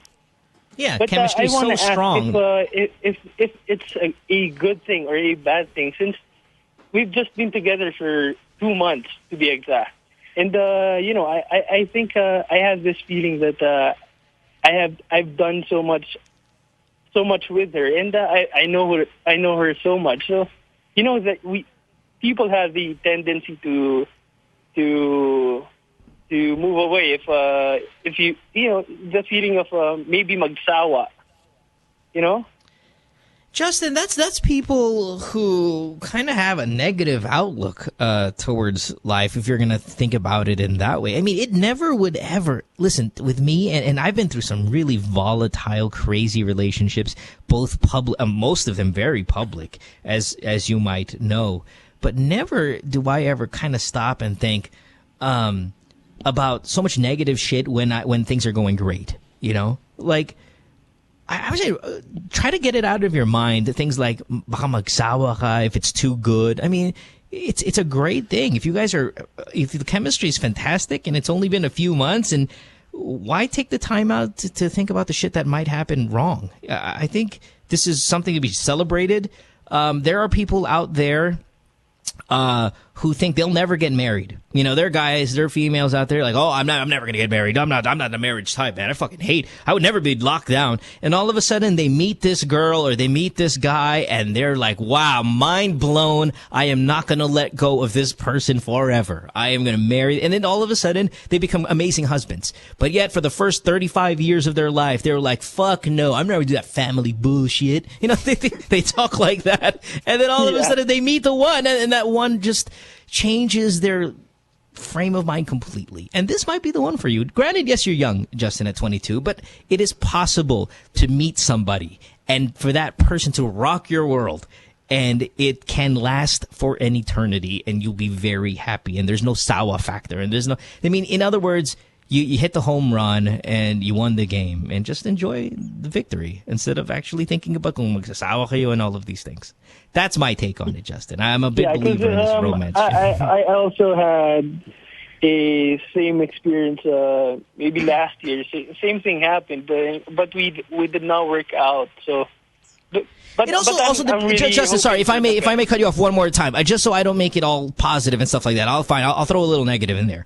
If you tend to find yourself in abusive relationships, if you tend to find, especially if you're a female, and you're always bringing home these abusive guys, these babaero guys, these really bad news dudes, that must mean something kind of happened in your life that you kind of attract these kind of individuals and you feel very strongly about them. Those are the moments where I'm going to say, hey, don't date somebody you feel really great about, because in the end they tend to be all the same kind of guy, that like the Rihanna Chris Brown type. Then I would ask you to date someone you only kind of sort of like. Don't go out with the guys that you absolutely are fucking thrilled by, because those guys always tend to be bad news. You can see that kind of pattern, but that's after maybe 3 or 4 relationships of just being with assholes over and over. Then I'll tell you, okay, don't go out with somebody you really, really like. Go out with somebody you only kind of like. And that kind of like guy might be a better match for you.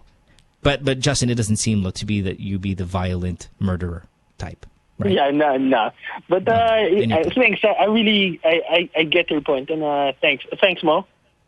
Yeah, sorry, guys. Do you have anything thrown there? Sorry to hog this one up. Well, both of you married? I'm sorry, James. Are you married? Yeah, yep, absolutely. 3 kids, married, and almost. Sawa factor? Any of these things kick in, or you're great? Well, come on. I mean, you're going to be married 18 years, and you're going to say it's just been one smooth sailing? Of course not. I think as a doctor, you'd agree that if you don't have these ups and downs, you're dead. Right? Yeah. That's part of life. I totally agree, and I totally relate with the caller, because I myself, as Mo knows, is that I married my high school sweetheart. Wow. So what I'm talking about here is like, go for it, guy. Don't be afraid, but expect that along the way, as you grow older, you develop together. It's a constant decision to stick to it. So it's not just one-time decision like right now. So tomorrow I'm still going to decide that I'm going to be with this girl, and then the next day, and then after 10 years and after 20 years. That rough, huh? Ganon. Hindi, totoo yun. Even in your faith, like, diba? In your faith and everything. Exactly. It's going to be tested. But I think what I'm getting from right now is that you've only been 2 months. Is that right? And 2 months young. 2 months young, and because you have so much in common, you feel like you're old souls, right? So you've connected. All right. So and all of a sudden you're thinking, oh, this is too scary. It's too intense. How does she feel about all this? What vibe are you getting from her? We're actually feeling good about it, but I just wanna, I wanna get some insight from someone like Mo, because Mo's not afraid of telling me that you're full of shit, Justin. So I just want to. No, you're not full of shit, Justin. Again, listen. You're talking to pros here. This is what I'm saying. This is what I'm saying. Okay, now we're not always 100% right when we hear your voice, right? But dude, we were able to guess a 70-pound dog in the background, almost to the breed, and we could scope out a lesbian from miles away. What I'm saying is, you seem to be like a really good guy. I'm not gonna say you're full of shit. I think you're really excited about this relationship, which everyone is when they first get into it. But when you start getting further and saying like, I feel like I've known her for a long time, and this is really good. All I want you to do is, while Ken and James' advice is great, that you can't expect it to be smooth sailing all the time. I don't want you to think about the bumps in the road when there aren't any yet right now. Okay? Because then you're gonna get too hyper vigilant about it, and you're gonna be looking for little problems here and there, and you're gonna analyze it, and that's the problem also with really intelligent people. I think really smart people have really shitty relationships because they're hyper aware, hyper vigilant about all the things that can affect the relationship. They always start to overthink it, and then they start sabotaging their relationship. When you're a dumb guy and you go out with a really dumb girl, nothing bothers you because you're not even aware of it. That's a fucking problem. You're like, oh, yeah, this is great. I love it. So there's some times where I'm not saying that I'm extremely intelligent, but there are times where I wish I would dumb it down in my relationship so I don't dwell on a lot of the negative stuff that might affect the way I think because I'm always kind of hyper aware about things. So lessen that stuff, Justin, especially if they don't exist, so you can have a better, smoother sailing relationship down the line. Okay? I get it. Thank you, Mo. All right, thanks, man. Bye-bye. Do you guys agree with me, though? I mean, the dumber you are, the happier you probably might be. Well, I mean, just because you're not don't be bothered too by serious anything. about it. Yeah, you're right. I have never heard it put that way, but now that you do, I Right, let's take the weather in Manila. The weather is very cold and all of that stuff. And when you're a dumb guy, you just come out there, just enjoy that nice cold weather in Manila. When you're a little bit more intelligent, you start worrying about global warming. You're like, fuck, man, it's cold because Greenland is backed up, and there's global warming. Greenland's pushing down that Arctic breeze from it's fucking up. We're dying, And then while the dumb guy's like, what's Greenland? What's the jet stream? What's global warming? Fuck it, man. I was blackout, man. I'm gonna wear my new jacket. That's what I'm gonna. And I'm like, oh, exactly. Oh, what a great life it is to be here. And you know what? Sometimes it's not enough of marinating in the moment. We're just always so concerned about what's going to happen and all this. No, you know what? Let's just freaking enjoy it, as you say. Just enjoy it. And I think our caller was might be reading way too much into it. Don't look at it like, why am I not having a bad time? This is supposed to be bad. Friends tell me it's bad. Magazines tell me it's bad. And no, I mean, you're having a great time. You may be just that one-off guy that has that perfect relationship. And if not, it might just be perfect for a year, and you've just robbed yourself of that by analyzing it. So I think that's good advice. Absolutely, dude. If this was a post, I'd click like. There you go. Just saying. Right. Let's go to Cloud, who's 23 in Bulacan. Cloud, you're in my province where I grew up. Where in Bulacan are you? I'm from Santa Maria, Bulacan. Hey, man, listen, that's my hometown. Fucking everybody's there related. Yeah, completely. My last name is Gumatay. So there are a bunch of us lingering around there. I don't really know them or hang out with them because I fucking hated living in the province. But I did grow up there, and there are a lot of my cousins there. I ended up, though, growing up in Bukawi, but still very near. Hey, it's nice to know that. All right, buddy, get close to the microphone a little bit because you sound distant. And then you have a question about your eyes. And James here's going to answer that. What's up? It's actually for Deakin. I got a couple of questions about my illness. Well, I got this eye illness ever since I was born because my father persuaded my mother to do an abortion when I was still in her womb. So the doctor said when I was still 2 years old or 5 years old that he said it is because of that. And they said that the name of the illness is glaucoma. And there are two possible scenarios. First one is my right eye, actually, not the two eyes. Sige. My right eye is some sort of going to close in the near future, something like that. Or the eyeballs will, Okay. Time out real quick. Wait. Hold on one second. Just because I want to I hate cutting you off, Ken, because I know you're the doctor here about this. But wait. Hey, Cloud, hush up 1 second here. What the hell happened with the abortion thing? What do you mean? Like, did they like stick a fucking tube in there to try to kill him, and then all of a sudden stabbed him in the eye? And what's the relationship between the attempted abortion and the eye problem? Is that something you can answer, Doc, or is that something Cloud here has to answer? Let him answer first, because I'm not sure what his doctor told him. Yes. And Cloud, is that doctor an ophthalmologist, or is that your pediatrician? Who told you that? The ophthalmologist. Okay. He is actually the ophthalmologist of former President Marcos. Okay. Well, I actually know the whole story because my mom told me about it. Well, I can share that if you guys want, but... Yeah, I want to know how the attempted abortion led to an eye problem. Okay, sige, go ahead. Yeah, well, the only thing that my mother mentioned was the method and how they attempted it. My mother took some pills. Yeah, I'm a father as well right now. Okay. So, yeah, so they took some pills, and eventually, I was actually lucky because the doctor said that I could have some sort of a brain damage, or or maybe worse than this one. And And so you're, Okay, I get it. All right. And your present Yeah, so it's a condition side is effect. Okay. and your present condition you said is glaucoma or leucoma. Glaucoma. Okay, Glaucoma. I understand. Okay, in this case, if it's something that you were born with, it's most commonly in both eyes. If you have it on one eye, it's probably acquired. Congenital glaucoma is usually bilateral, and whenever you have a checkup for the eyes, it has to be always bilateral. So if you have one good eye, what's your vision on the eye with the glaucoma, the alleged glaucoma? Well, since I've been working in the call center industry and I've been in front of the computer 24 hours a day, the vision of my left eye is not that good anymore. I'm wearing glasses right now. Like so what- Give me some stats. Well, like how bad? 20 over, like something like that. 20/50? I'm not sure anymore. Counter Yes, fingers? That's actually the reason why I called, because I haven't had this eye checked up ever since I was 7 years old. Oh, okay. This is what you're gonna do. Okay, the best thing to do is for an ophthalmologist to examine you. I cannot give you the best advice, an excellent advice, until I examine you. I'm just gonna base it on what you said, and there are many ways to manage glaucoma. You cannot treat glaucoma. You can only manage it. If you are diagnosed with glaucoma, then you can have it for life, but you can control it. Glaucoma is actually an optic neuropathy wherein your nerve actually is affected and causes peripheral vision, blurring, and Does it cause blindness? Because I It know, does. say in dogs, It does. dogs, you get glaucoma and you're One eye fucked. blind.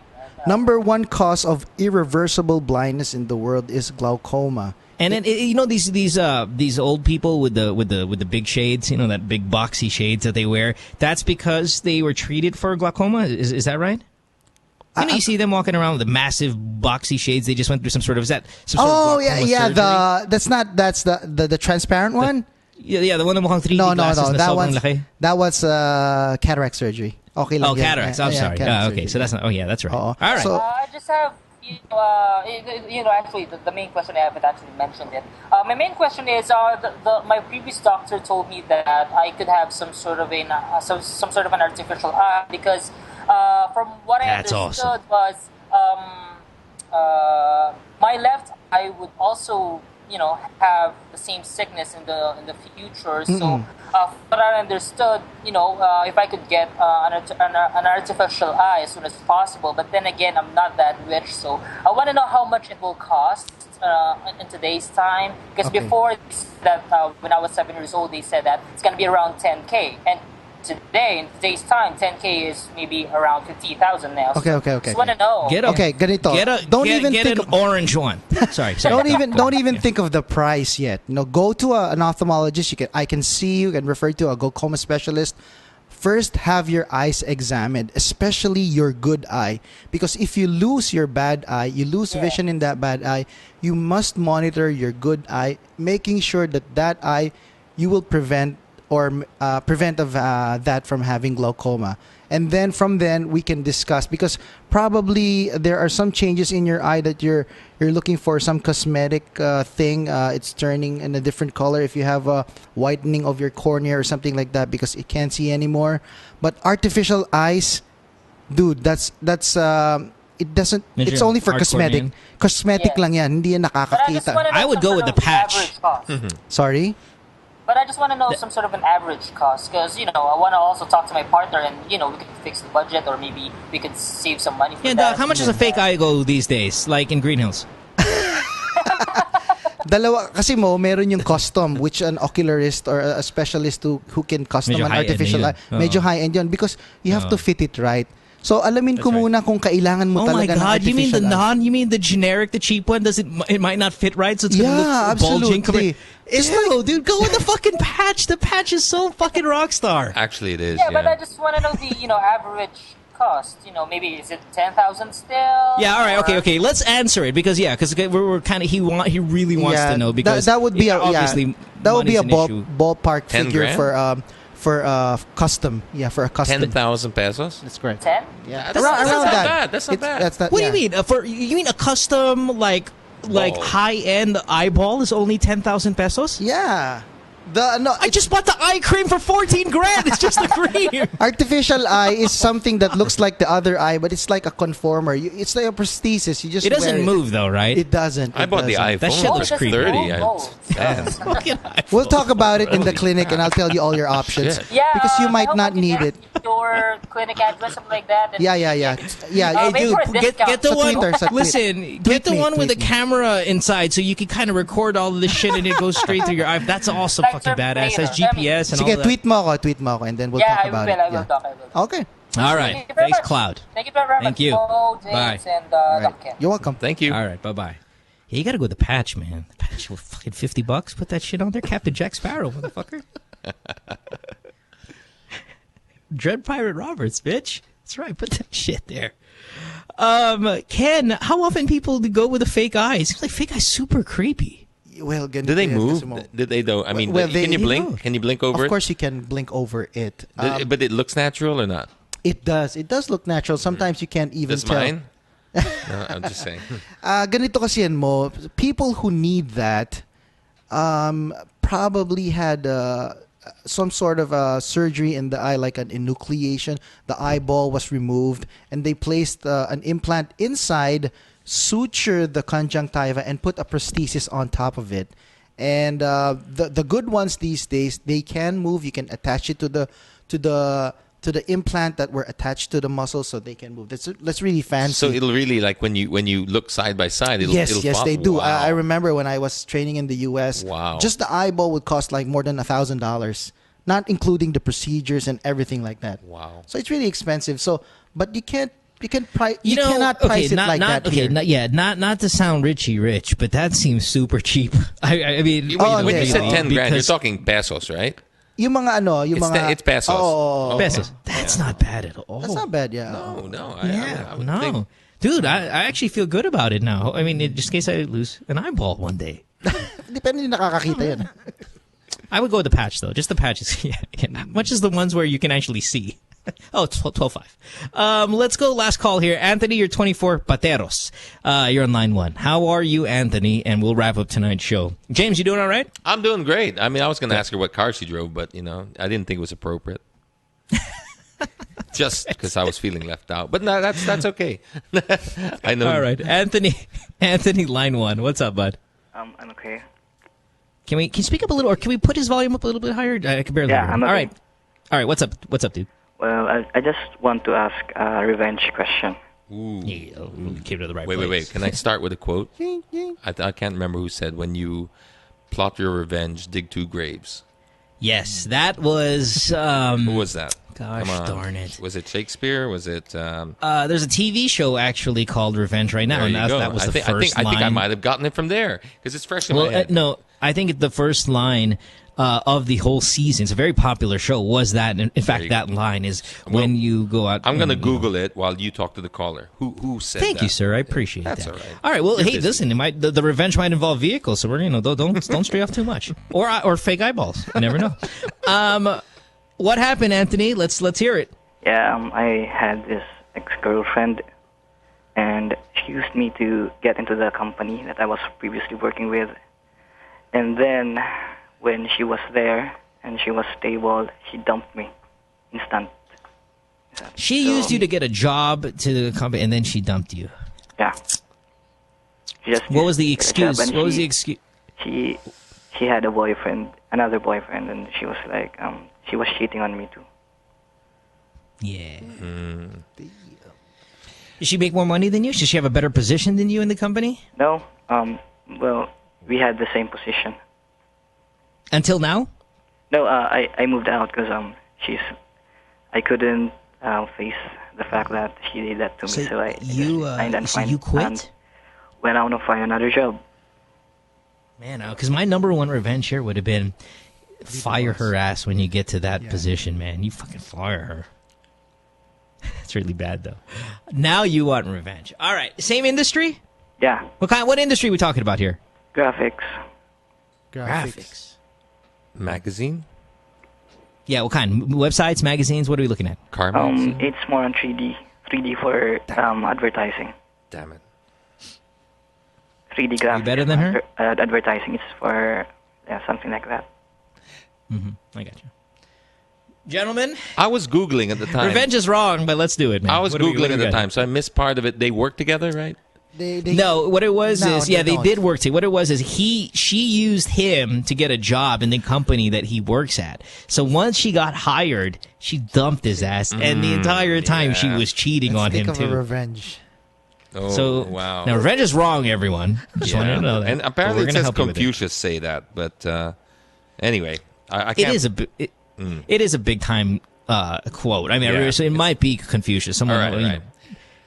know, well known like that. Come on. All right, listen, Revenge, Andy. You have scalpels. Use You should know how to. Well, You use can your send craft. I say use your craft, whatever you're good at, and some like singers, use their songs to get even. Adele. Exactly. Ano, diba? Taylor Swift. did a great People job. like that. Mga ganon. How will we help this guy use his craft to get? I don't know. Listen, I'm usually really good at this revenge stuff, and we haven't had a revenge call. We haven't had a revenge call in a long time. I feel like maybe I'm a little rusty here because there's nothing popping out to me, or maybe because it's just nerd shit. But It's you like did ask graphics. I mean, you did ask the right questions. Like, are you higher than her in the job? yeah. Well, of course, that's the first thing you do is you're But going to yeah. fire her eventually. All right. Yeah. I'm Okay. probably the wrong person to ask because personally, I would stay away from it. I know it sounds corny that that there's karma and it'll come back to her. It's not really for you to exact your revenge on somebody because the best revenge for me in a relationship that went wrong is to be successful. And I know that's very cliche, very corny, but it works. It just takes time and it doesn't have the instant gratification. But believe me, nothing will be more fulfilling than you showing her that you don't give a shit, that she meant nothing. But if she Are you a better graphic artist? Because those are all good points. Are you a better graphic artist than she is? Yeah, I think I am. Then draw a naked picture of her and put it on the internet. If you're good at Photoshop, that was my next step. You want to This is coming from a guy and that- then you want to let your anger out. Anthony, but we all get fucked over, man. We really do. It happens to the best of us. Yeah. And usually my revenge plots that I advise to people are when really something goes wrong, because revenge is all around. The legal system is revenge. It's just a sexy. Revenge is a sexy word for consequence of your actions, for penalties, for jail time. I mean, revenge. That's all revenge. You do something wrong, the law will get revenge on you by putting you in jail. I mean, you get what I mean. There are different ways to look at what revenge is, and we all get fucked over by girlfriends, boyfriends, whatever, by friends, by coworkers, and all of that stuff. I mean, if you listen to the show, my revenge that I like doing is for really wrong things. Like, you punch my mom in the face, there's going to be revenge. It's going to be bad. It's going to be big time. We're going to defend our stuff, Nico if style. I go to jail, Nico's completely. If I go to exactly, you fuck with me, you're gonna get it. You're gonna Nico get it. style. Yeah. You kick James' car. Hey, you're gonna get it. You're gonna get it. All right. You poke Doc Ken here in the eyeballs with a pencil. Prepare for the ass kicking. Right. Yeah. So the point is kind of like you have to. I like what James said, man. Go out and be better.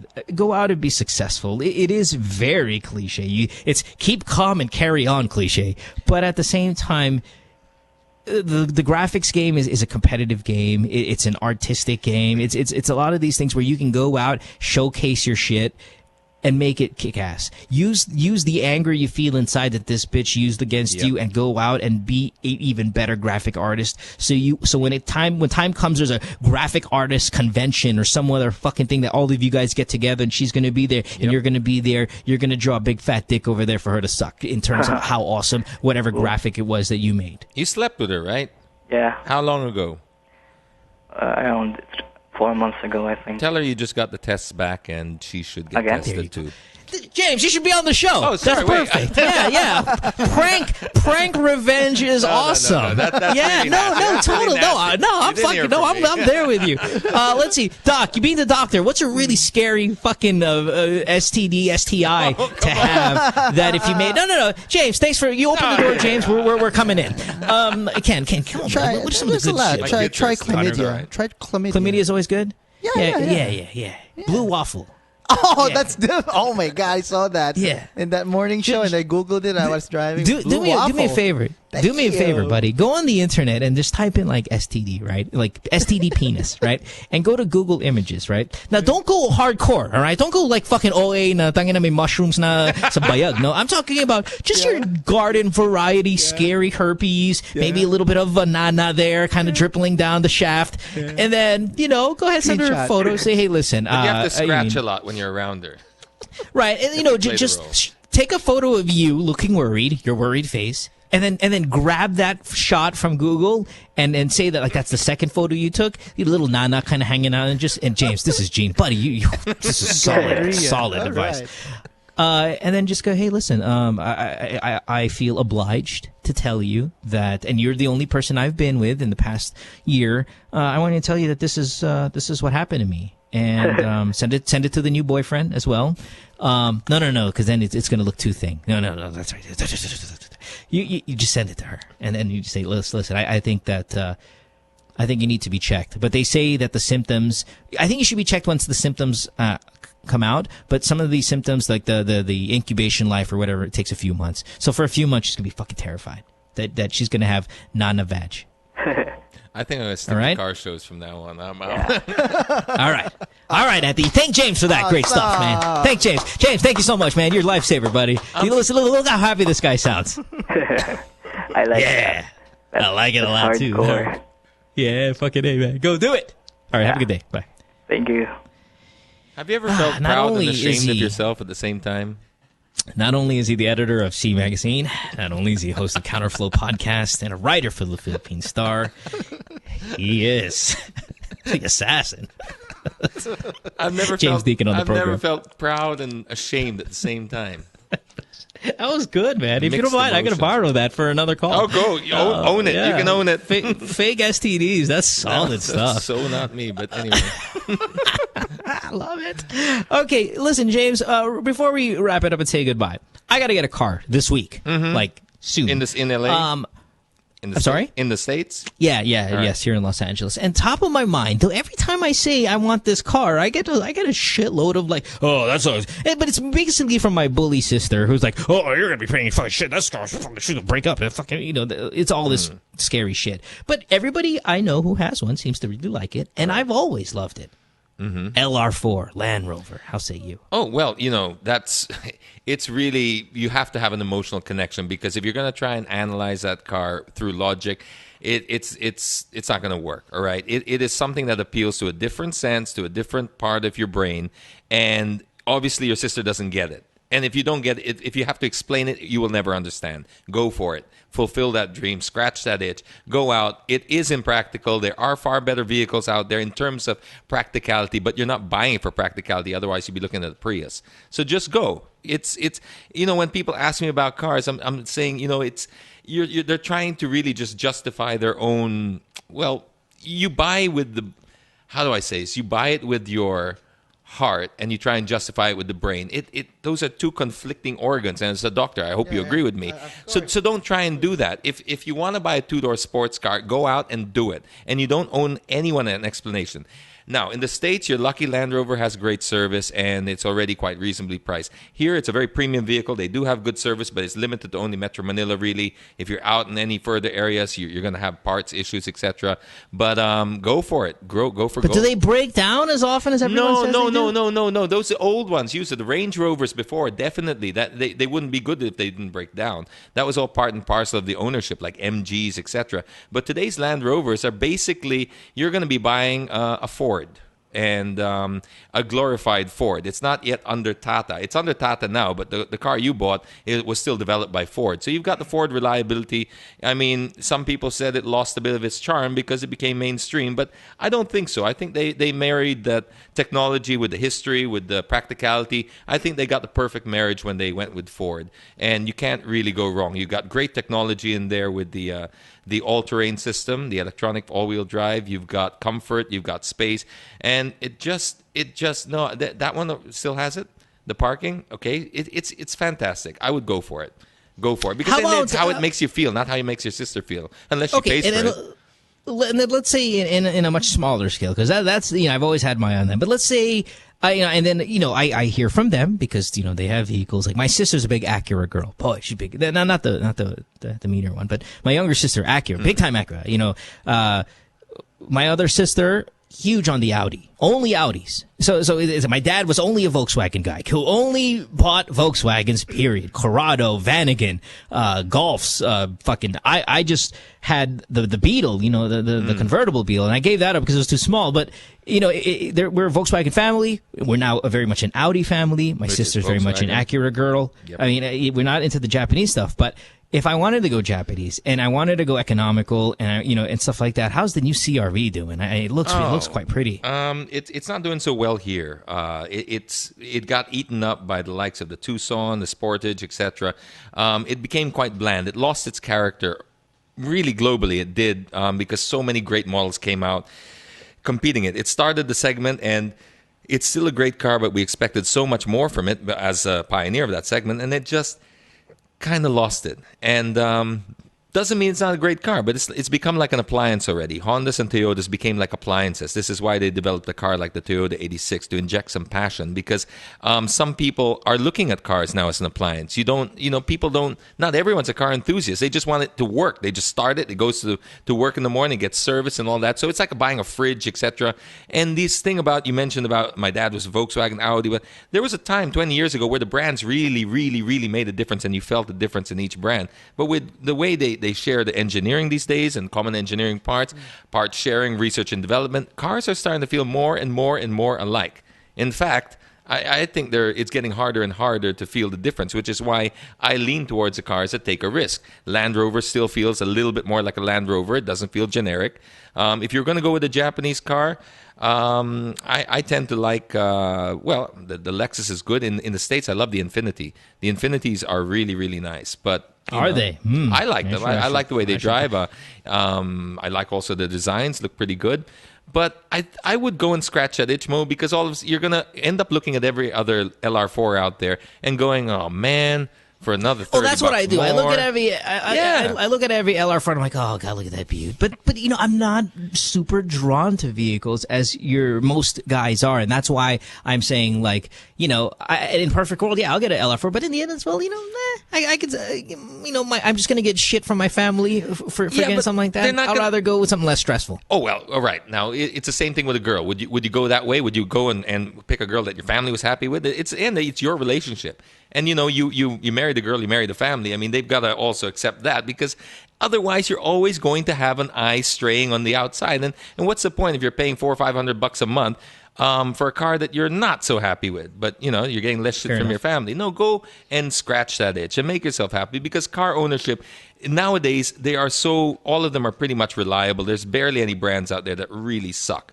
I mean, before there were times where you would stay away from a certain brand because they really suck. Nowadays, it's not rocket science to build a car. And you know what? The Chinese, they can build good cars. They just choose not to. It's not that they don't know how. Have you been to Shanghai? Have you seen their buildings? These guys can build skyscrapers, and they can't put together a car. They build warships. They build freaking space shuttles, and they can't put together a car. No, they can't. They just choose not to, because they're always skimping on stuff like roads, safety and plastics and stuff, because they want to build a cheaper car to cheat us, because that's the way they think the market wants it, because that's the niche. And until they start taking that seriously, I mean, really, one day when somebody prioritizes that, the Chinese are going to just take over.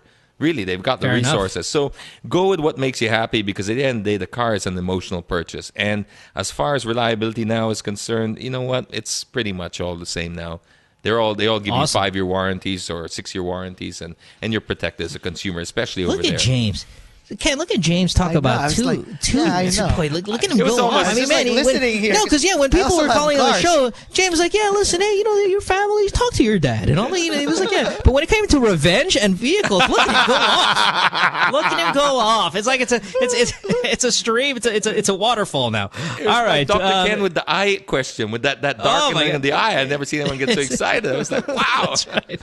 All right, we're going to wrap up the program after this. We'll give you our caller of the night, say our formal goodbyes to our guest tonight, James Deakin. Check out his podcast. Boy, if you want to get some great information on vehicles, just like he showed us here, Counterflow. And revenge. Download it. And revenge, yeah. And fake STDs. It's just passion there, the man shows. Back in just a short break. Promise. It's Good Times with the podcast. Season 2 on this Wednesday night. See you in a few minutes. Don't go away. Stay tuned. We'll return after this commercial break. I have a new best friend who's always in the know. She knows the latest shopping finds and the most popular night spots to flaunt them. She helps me plan movie dates and my next Barkada getaway. She even helps me keep up with my guys' hobbies and gizmos, the latest bands and gigs, and what restos I have to try next.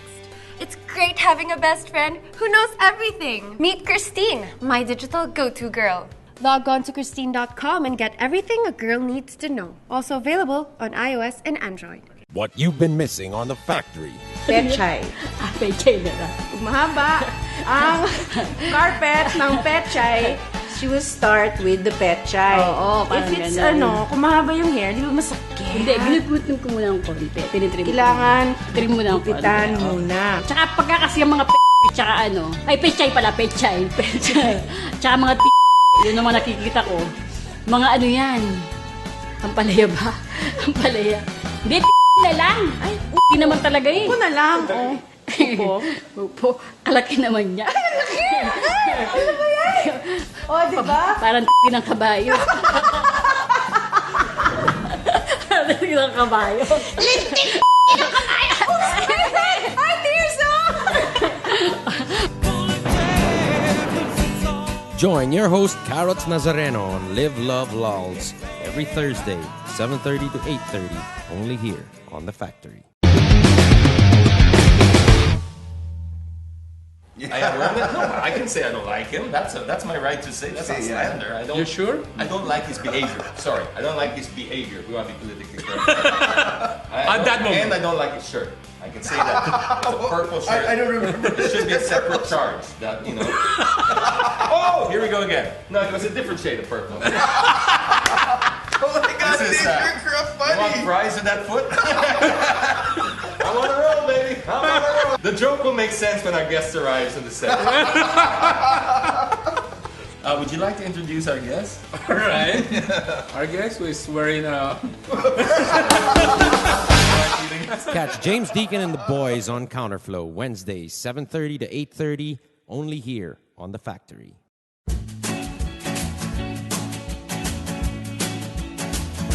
Sabrina's Kitchen is going to be back in your kitchen. Sabrina, we're hungry. Okay, it's coming! Every Saturday, 6:30 p.m. Lifestyle Network. Where else? My girlfriend says she hates me. It's Good Times with Mo, the podcast. Call the show tonight and get your love problem answered. Follow us on Twitter at GTWM Podcast. And visit www.motwister.com. Back on the show here. It is a Wednesday night. Time to wrap it up. We're time to do the caller of the night. We're super overtime, as we seem to be every fucking night. But before that, we got to thank our guest, a very knowledgeable guest who came by today. We appreciate it. His name is James Deakin. You can check him out on Counterflow, which is a podcast about automobiles, cars, fun stuff. He's also the editor of the longest-running car magazine in the country, C Magazine. He also writes for the Philippine Star, and as he showcased a few minutes ago, very knowledgeable in really all facets of vehicles. So definitely check it out if you have any questions regarding cars. I'm sure you can, catch him on Twitter, catch him on Facebook, right? You're open to that stuff? Absolutely. Yeah, we love interacting. You can either go to the Mr.Counterflow, Facebook /Mr.Counterflow, or myself, James Deakin. I'm also there, or JDeakin72 on Twitter. So, Fantastic. yeah, love it. Love it. Mr. Deakin, who was your favorite call of the night or caller of the night? Ooh, this was a tough one. This was a tough one. I kind of I was battling with the revenge question, but you know what? In the end, it is good times with Mo, right? So we got to leave on a positive vibe. And I was kind of touched by the stepfather that wanted to get close to his stepkids. So you don't see that every day. And I think we should reward that rather than fake STDs. Fantastic. All right. I don't agree so much on that statement, but fine. Okay, you're the guest. Let's go to. I agree with you. That is a very good call. And it was nice that the both of you were able to relate and give your advice based on experience. And this guy seemed to be a really stand-up fellow. So let's go ahead and get him back on the show. What's his name? Sorry, I forgot his name. Anybody in the background? What's his name? Sir, what's your name again? Mark. Oh, it's Mark. Mark. Hey, Yeah, it's Mark. congratulations, Hey, Mark. You are our caller of the night. You have a chance at winning one of our many prizes. Let's go ahead and give you a chance. I know we're running over time, so we got to make this quick. You have 1, 2, or 3. You can go ahead and pick the box. James here is going to read out what you won. Oh, really? Okay. Okay. Box number 2. Yeah. Box number two. Okay, here's box number 2. You see? Last night, number 2 was iPhone 5. Man. All right. Really? This one is... All right, it's movie tickets. You get to take the kids out to a movie. you go. And if there's anything any better movie than you food, want. it's movies, right? If you want. All right, listen, you have 3 kids, you and your wife, that's 5 of you. Generally, we only give 2 tickets away, but we'll give you 5 just so you can go ahead and take the whole family. All right, Mark? What you going to watch? Thank you, Mo. What you going to watch? Buddy. He's really happy about it. Yeah, oh gosh. Django Unchained's awesome. That's But really great for the movie. kids, probably just a Hobbit. Oh, that's Zero Dark 30. Django. Yeah, zero Dark 30. The kids, no. Zero Dark 30. Yeah, there's some stellar films. There out goes you the can go ahead and relationship enjoy. that he was trying to build. That's right. Okay. All right, congratulations, bud. Thanks for being here, Dr. Ken. We'll see you tomorrow. See you tomorrow. Georgina Really excited. Wilson on the program. Oh, Doc McMiniskirt got. Oh, no. This is gonna be great. James Deakin again. Thank you for being here, sir. Thanks, we appreciate Mo. it very That much. was awesome. That was Counterflow. really awesome. Really, really awesome. Enjoyed myself there. Much more than I thought I would. Yep. Good times. All right, I appreciate that. Have a good night, everyone. We'll see you tomorrow on the show with Miss Wilson. On Friday, we have Sid Lucero. It's Good Times with Mo, the podcast. Have a great evening. Bye, everyone. Good Times with Mo, the podcast, was executively produced by Mohan Gulata, engineered by Miguel Alfindo, and operated by Icon Media Inc. Special thanks to Magic 89.9. You can follow Mo on Twitter at www.twitter.com/DJ Mo Twister. Email him at goodtimeswithmopodcast@rocketmail.com.